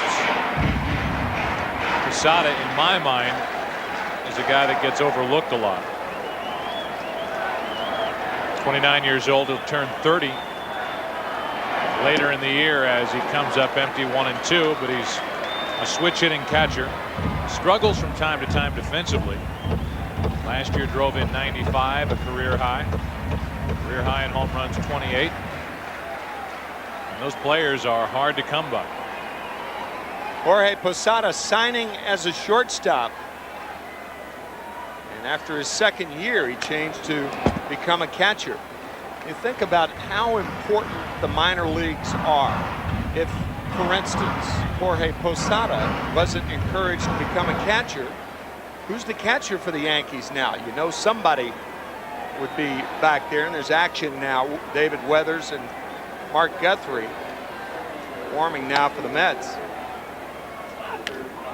But a catcher that you've developed throughout your minor league system that knows your pitchers, guys like Mariano Rivera, Andy Pettit, come up through the organization.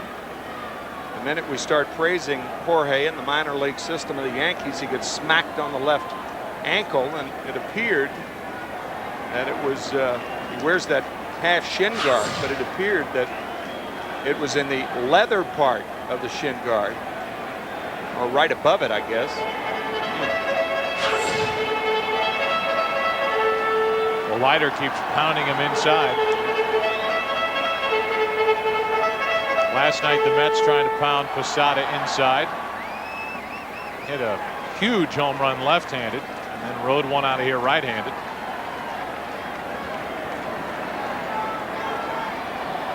Another 1-2 pitch. That is strikeout number 5 for Leiter. 1 on, 1 out. The batter will be Ventura, and the bottom fell out of this pitch. That's one of the interesting things about Al Leiter. Usually, if a hitter faces a pitcher who throws a lot of pitches during an at-bat, then you wear him down. Al Leiter is the reverse of that. Al Leiter wears the hitters down by throwing them more pitches. That's foul, strike 1.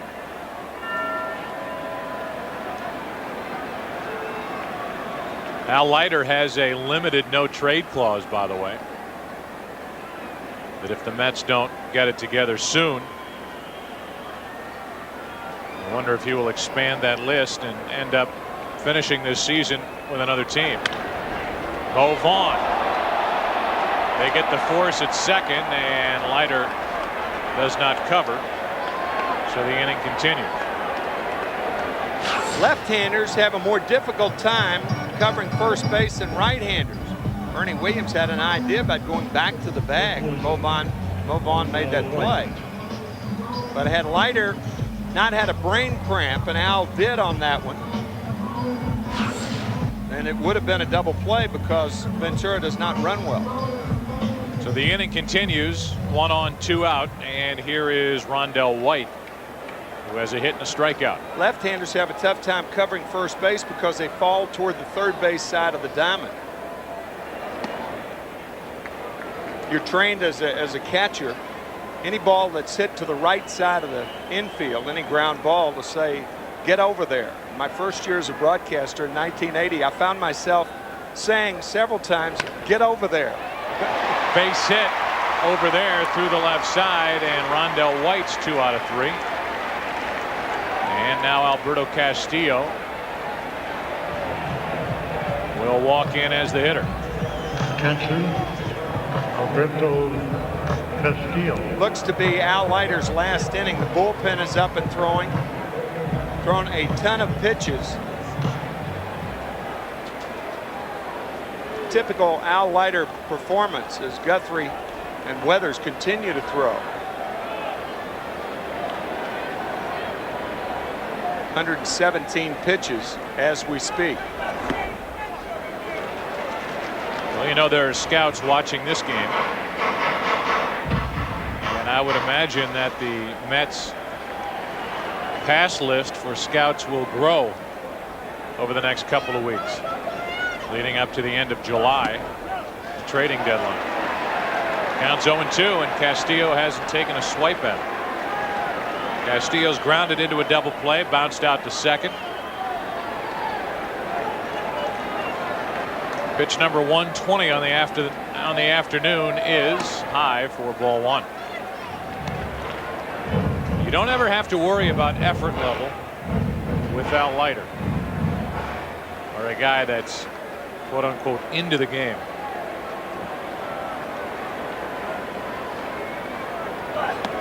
Two and two. Al's such an unusual competitor because he can be into the game and still take himself lightly enough to relax and allow his ability to come through.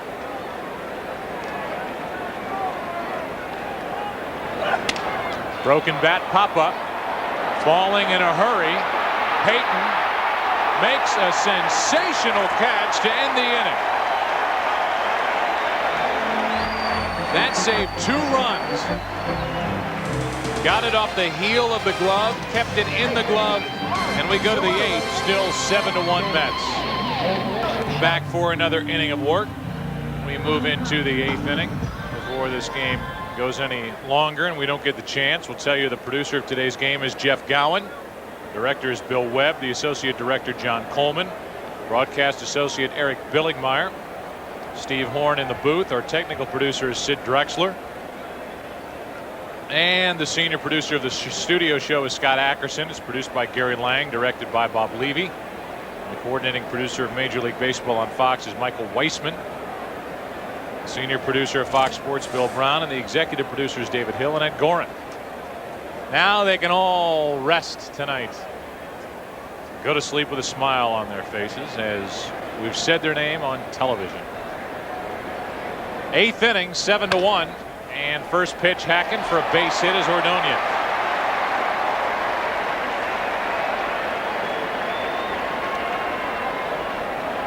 I do want to thank publicly Gary Lang, the producer of the pregame show, for yet another sensational piece that he put together as a tribute to my father that we saw before the game last weekend. It was the best feature I have ever seen. He is so talented, and it is much appreciated by our entire family. With 1 on and nobody out, here is Roger Cedeno, He's had an interesting day. 2 strikeouts, a triple, a steal of home. Reached on an error, then was caught stealing, and now he shoots one into right center field.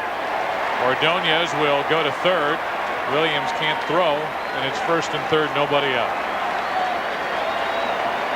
Well, the Mets were ready to run. They're going to run on Enrique Wilson. They've already proven they'll run on Rondell White. They ran on Bernie Williams. Ordonez didn't hesitate. And the chant of "Let's go Mets" resonating in the background. So Cedeno on for the 3rd straight time, and here's Alfonso. Edgardo's on twice with a single, a run scored, a walk. And everybody's first pitch swinging.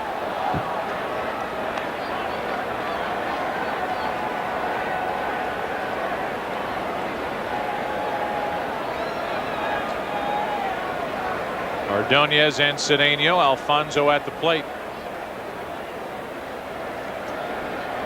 A Latin flavor to this 8th inning.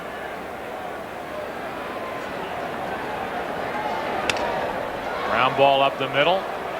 Flip for one, on to first. Safe, and a run scores. It's 8-1. That means with no double play, it's an RBI for Alfonso, and that gives Edgardo 24 for the season. And he's at first with 1 out. It's 8-1 Mets. When you have first and third and nobody out, that's one of the reasons you don't send the runner, because a double play will score a run. This is not a double play, but it could have been. Jeter does all he can. Alfonso is safe at first base, an RBI for Alfonso, and the Mets have scored in all but 1 inning in this ballgame. Now it's Piazza, who homered his last time up, takes a strike. Went the other way and just showed how much muscle he has by forcing it over the wall and right.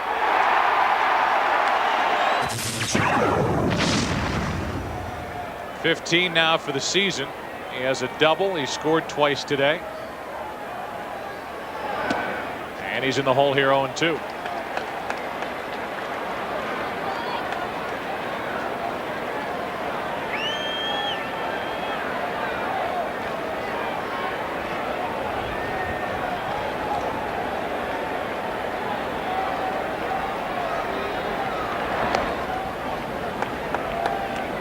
One ball, 2 strikes. Piazza, who was hit the instep and was slowed down this week, gets the opportunity to serve as the DH in this series for the Mets. As we showed you earlier, he is the favorite to head to Milwaukee as the All-Star catcher. Even though Mike had, excuse me, Joe, even though Mike had a home run his last time up, looks like he's having a very difficult time pushing off of that right foot, and that's why he's hitting a lot of balls back to the right side. There's one guy who has not had a problem pushing off today, and that's Mo Vaughn on deck. Pushing off and throwing all 265 pounds of him behind these blasts that he's hitting now with regularity over the past week. That should be 2.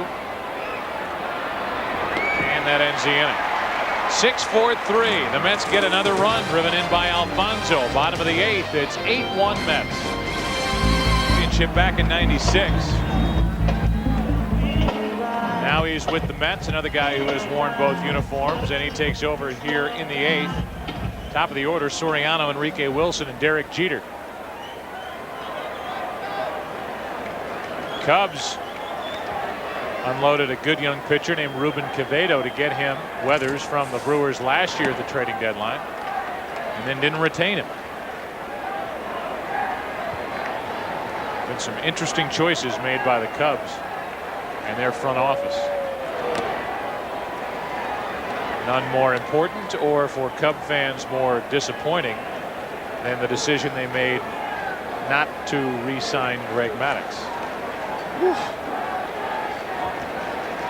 That is a Hall of Famer that walked away.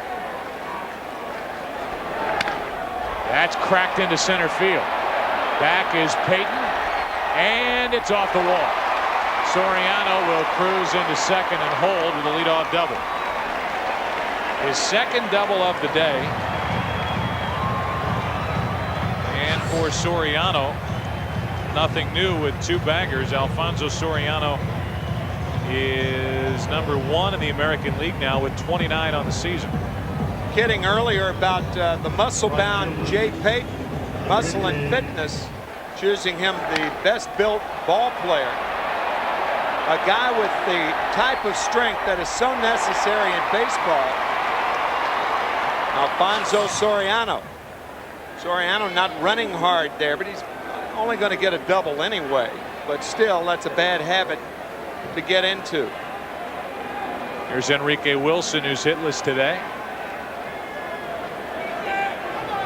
Not only making his first start in the outfield today, but for the first time ever in the major leagues, 328 games now playing in the outfield. And it's not as though he has not been busy out in right.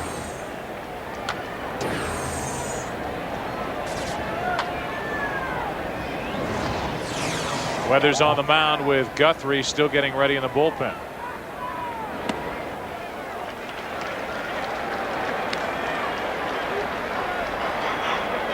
Mark Guthrie's getting ready for Jason Giambi, the hitter in the hold. Derek Jeter on deck, so Weathers is assured of pitching to 2 more hitters. A low strike to make it 2-1.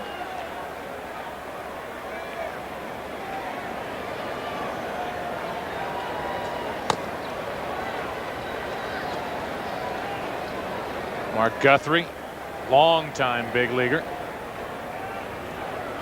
Part of the David Justice trade. As the count goes to 2-2, Justice was with the Mets, and then they turned around and unloaded him on the A's. And he's still suffering with that groin trouble that he has had plague his last couple of years while he wore the Yankee uniform. But the A's have made a climb in the AL West. They start the day 5 out. They were dead in the water early in the season as Wilson stays up there, and it stays 2-2. Once again, the Seattle Mariners have widened their lead in the American League West to 4.5 games over Anaheim. Mariners have now won 4 in a row. Here's a 2-2. They'll get out of play.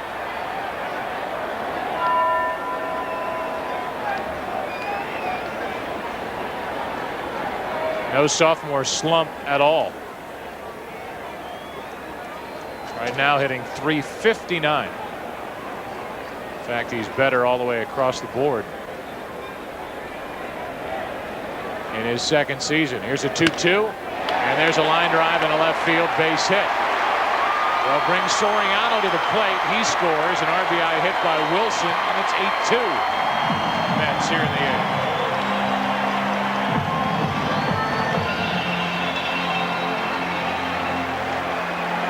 Shortstop.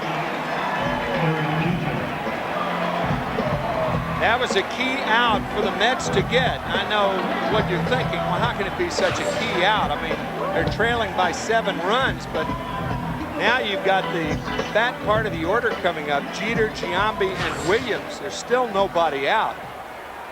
Jeter in situations like this in the past has bunted for a base hit.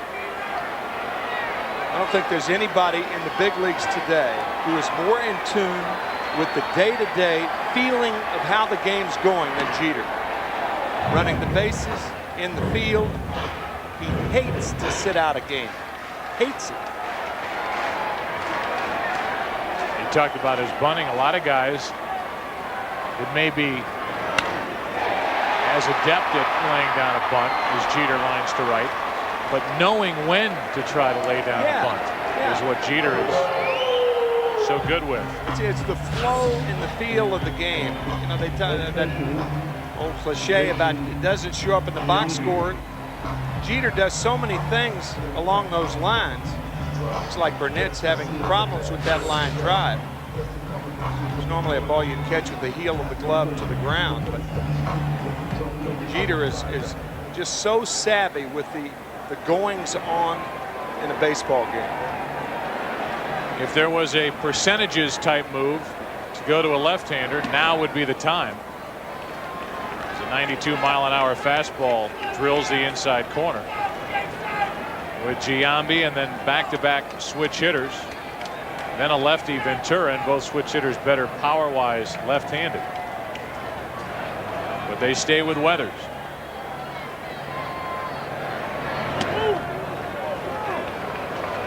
And the count 1-1 strike. I mean, you can ask yourself the question, if you're not going to bring the left-hander in and you see the shift, Ordonez almost on the right side of the infield.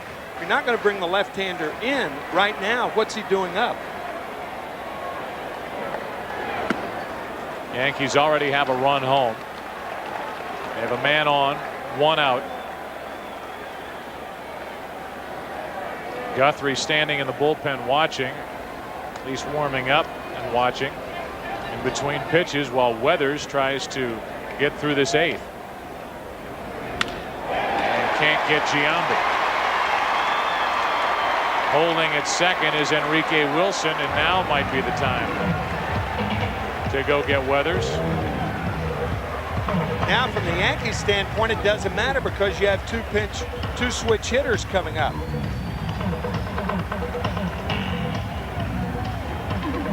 The time to use that left-hander was against Giambi, and I think Bobby Valentine has waited 1 hitter too long to make this move. So Charlie Hough will come out and make the pitching change. Weathers is finished and effective, a third of an inning. He allows 1 run on 3 hits and leaves with 2 on. Guthrie will work to Williams when we come back. Already under 2. 1 save, his 33rd game. And only 12 hits allowed in over 19 innings pitched. And he will get some work here today. He's got Williams, Posada, Ventura. David Weathers could not get more than 1 out here in the 8th. It's an 8-2 Mets lead in the bottom of the 8th.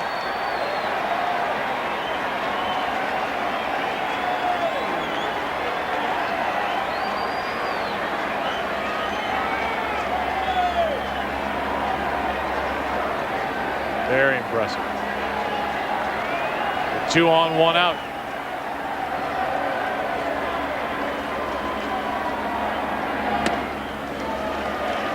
Up and in from Guthrie. Nick Johnson is in the on-deck circle and still standing in the on-deck circle and would bat in place of Posada. Perhaps it was when Posada was up the last time he hammered one off his shin right above that half shin guard. Jorge, the designated hitter, that's the only thing I can think of. We do not have a report on that.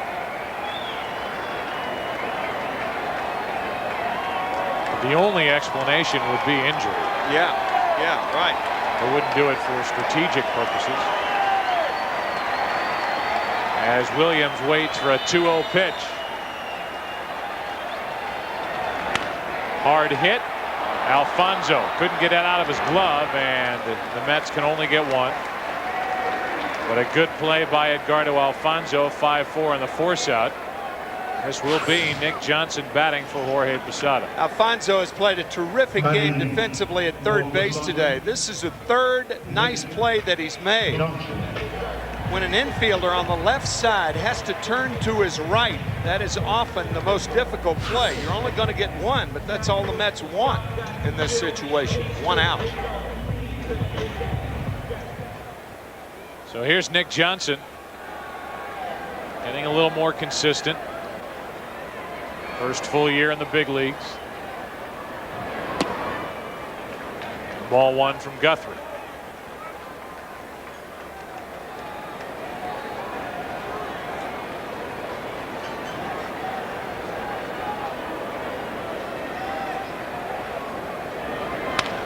That's out of play. 1 ball, 1 strike. Last time up, Jorge Posada, we said, hammered one off his left shin right there, either shin or the instep of his. Here you have two of the star catchers in the game with instep problems. Posada today, Piazza coming into last night's game had to be the DH.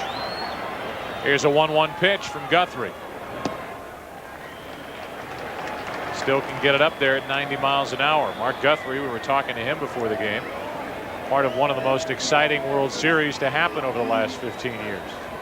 A World Series like last year's, where the home team won every game. Minnesota and Atlanta in 1991. Mark was talking to you about your dad's call after Game 6. Kirby Puckett on a 3-0 pitch from Charlie Lebrand, a home run to left center at the Homer Dome. And Jack said, "See you tomorrow night." That's into right center, and Payton gets to it. Good work by Guthrie. And we'll see you in the 9th inning. The word on Posada. Bruised left knee. Mo Vaughn steps to the plate. Earlier, he gave us our great feat of the game, brought to you by new Lotrimin Ultra, the only once-a-day cure for athlete's foot. And one of the vendors in the upper deck got one off the back of his leg. Almost halfway up the upper deck, and Maurice Vaughn took the trip. And he has been red hot as he takes a strike over the outside corner. Randy Choate is the 4th pitcher of the day for the Yankees. Lilly, Mendoza, Stanton. 2 innings, a run on 2 hits for Stanton. Now Choate, who was in the car on the way back to the minor leagues when Hitchcock went on the disabled list with a sprained back. He was called back. Here's Mo Vaughn, his last 14 games hitting .306, 5 homers, 10 RBIs, and Choate's made some good pitches to the Mets slugger. That ball up and in. You're right. Randy Choate saying, "I will gladly turn around and come back to New York." Trying to corral his control, and that has been his problem since coming up with the Yankees. Trying to stay in the big leagues. Got him on the inside corner, 1 away. Only the 2nd time today Vaughn has retired. Randy Choate's a guy who can use the middle part of the plate. He is so nasty on left-handed hitters that he doesn't need to be too fine. And that's what Mel Stottlemyre's tried to impress upon him, and Joe Torre also. Now it's Valentin.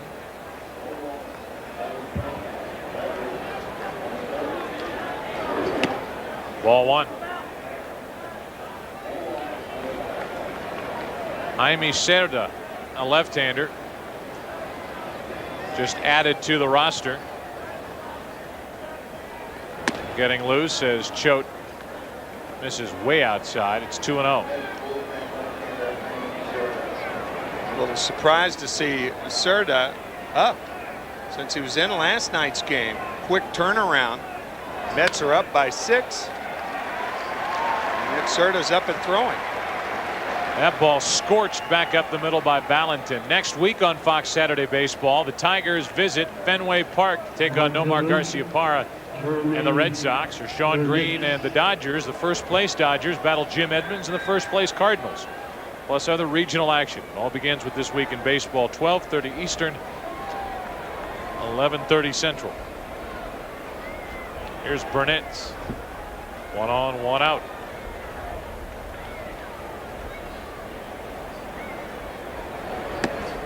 Almost walked right into that pitch. Ball 1. He did. Almost. Watch his stride. Whoa, I better back off. Atlanta won today, 2-1 at Boston. So they've won the first 2 games of that series at Fenway. Millwood with a lot of help from the bullpen. Kind of a no-name bullpen for Atlanta, other than John Smoltz and some guys who've been out of the game for a year or 2 years who have just been fantastic. Burnett is jammed and he pops it into center. Long run for Williams. 2 out. It's one of the few times that Jeremy Burnett did not release that top hand. Both Burnett and Robin Ventura went to Oklahoma State. They were separated by about 2 years, but look how Burnett releases that right hand or the left hand intentionally. The same thing with Robin Ventura. Gary Ward, a proponent of that style of hitting, was their coach at Oklahoma State. Robin Ventura had a 58-game hitting streak his sophomore year out there. That's into right field, slicing away from Enrique Wilson. Going to third is Valentin. It's first and third, 2 out. Another hit for Peyton, who's 3 out of 5. Gary Ward, the coach at Oklahoma State, was a proponent of Walt Reniak's style of hitting. And Charlie Lau, where you release the top hand. George Brett was that type of hitter. But there are very few successful hitters. Frank Thomas is another one with the Chicago White Sox, a disciple of Reniak. Matthew Broderick and Max Dugan returns. Was a proponent of Walt Reniak. But it actually was taught by Walt Reniak in the movie starring Jason Robards. That's at the feet of Wilson, hit by the pitch, and the bases are loaded. Marcia Mason was in that. No? Don't know. Coming up empty on that one? I am indeed. On the back leg. Boy, can you imagine? The next time the Yankees and Mets get together at Shea, the venom that'll be out there for Randy Choate. Drilling a Mets catcher like that. Joe Torre will probably avoid pitching Choate at Shea Stadium after that. Here's Ordonez with the bases loaded, 2 out. Should end the inning. Tough play. And the inning continues. It took a bad last top. Rolled the arm of Jeter, and that will be the error number 8 for Derek Jeter. Should end the inning, did not. E6. And the top of the 9th continues. Tricky hop, but a hop with which Jeter usually contends. It came up, hit him in the heel of the glove. Here's Roger Cedeno with the bases loaded. 9-2 Mets.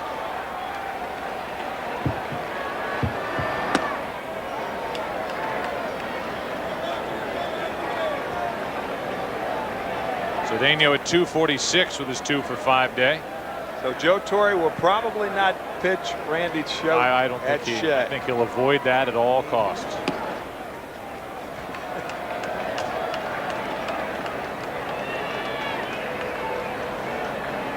I like that. With 2 out. That got me. No ball, 2 strike count on Cedeno. Into left field. 2 more runs are going to score. It is 11-2. The throw into third cut off. A 2-run double by Cedeno.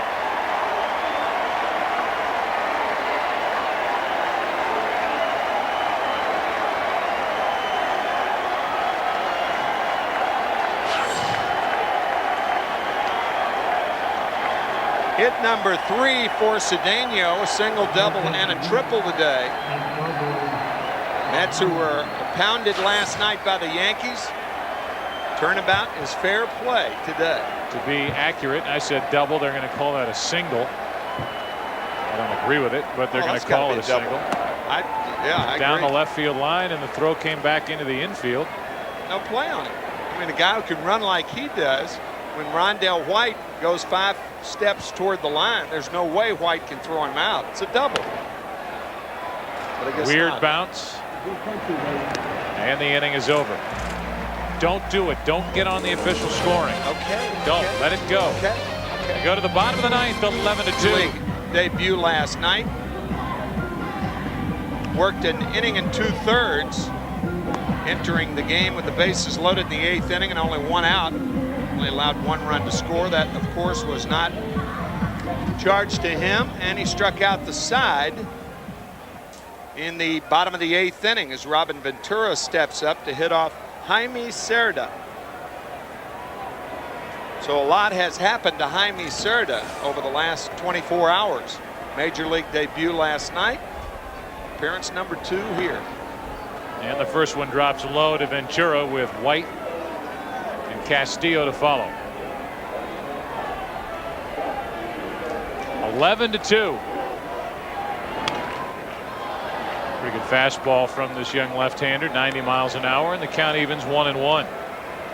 Ventura came in hitting .257. He's 0 for 2 with a walk.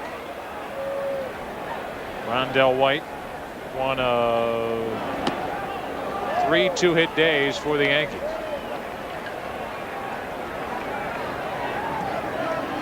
White, Soriano, and Jeter. The early scouting report on Cerda is that he wears his socks much higher than anybody else on the field today. That's why you, my friend, win Emmys. Into center field, easy for Jay Payton.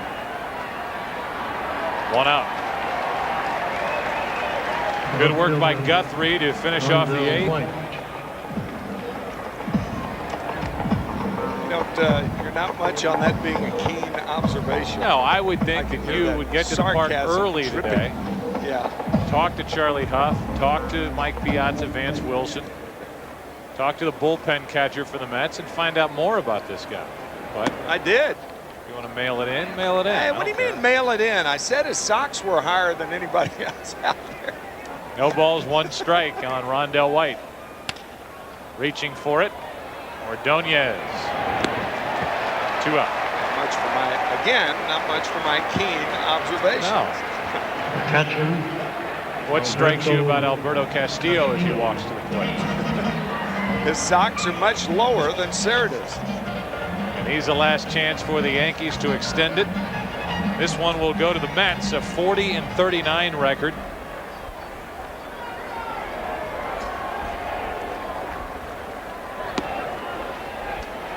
The Yankees will go to 49-31. They will stay a game up on Boston. And the Mets will stay 9.5 games behind Atlanta. Cerda is just throwing strikes, and it's 0-2. And only the Mets fans are left. And they applaud. Listen to them. They're going crazy here at Yankee Stadium. Go crazy, folks. Go crazy. The 0-2. Oh, the game's over. An 11-2 final. A 3-hour, 12-minute game here at Yankee Stadium, and Jaime Cerda, with those high socks, ends the game 1-2-3. For more information on today's tilt and for the latest information on Major League Baseball, go to foxsports.com. Next week, there are the games. Tigers, Red Sox, Dodgers, Cardinals, or other regional games starting at 12:30 Eastern and Pacific, 11:30 Central. You've been watching Fox Sports, your home for the 2002 Major League Baseball All-Star Game a week from Tuesday in Milwaukee. Big day for the Mets. They beat the Yankees 11-2. See ya.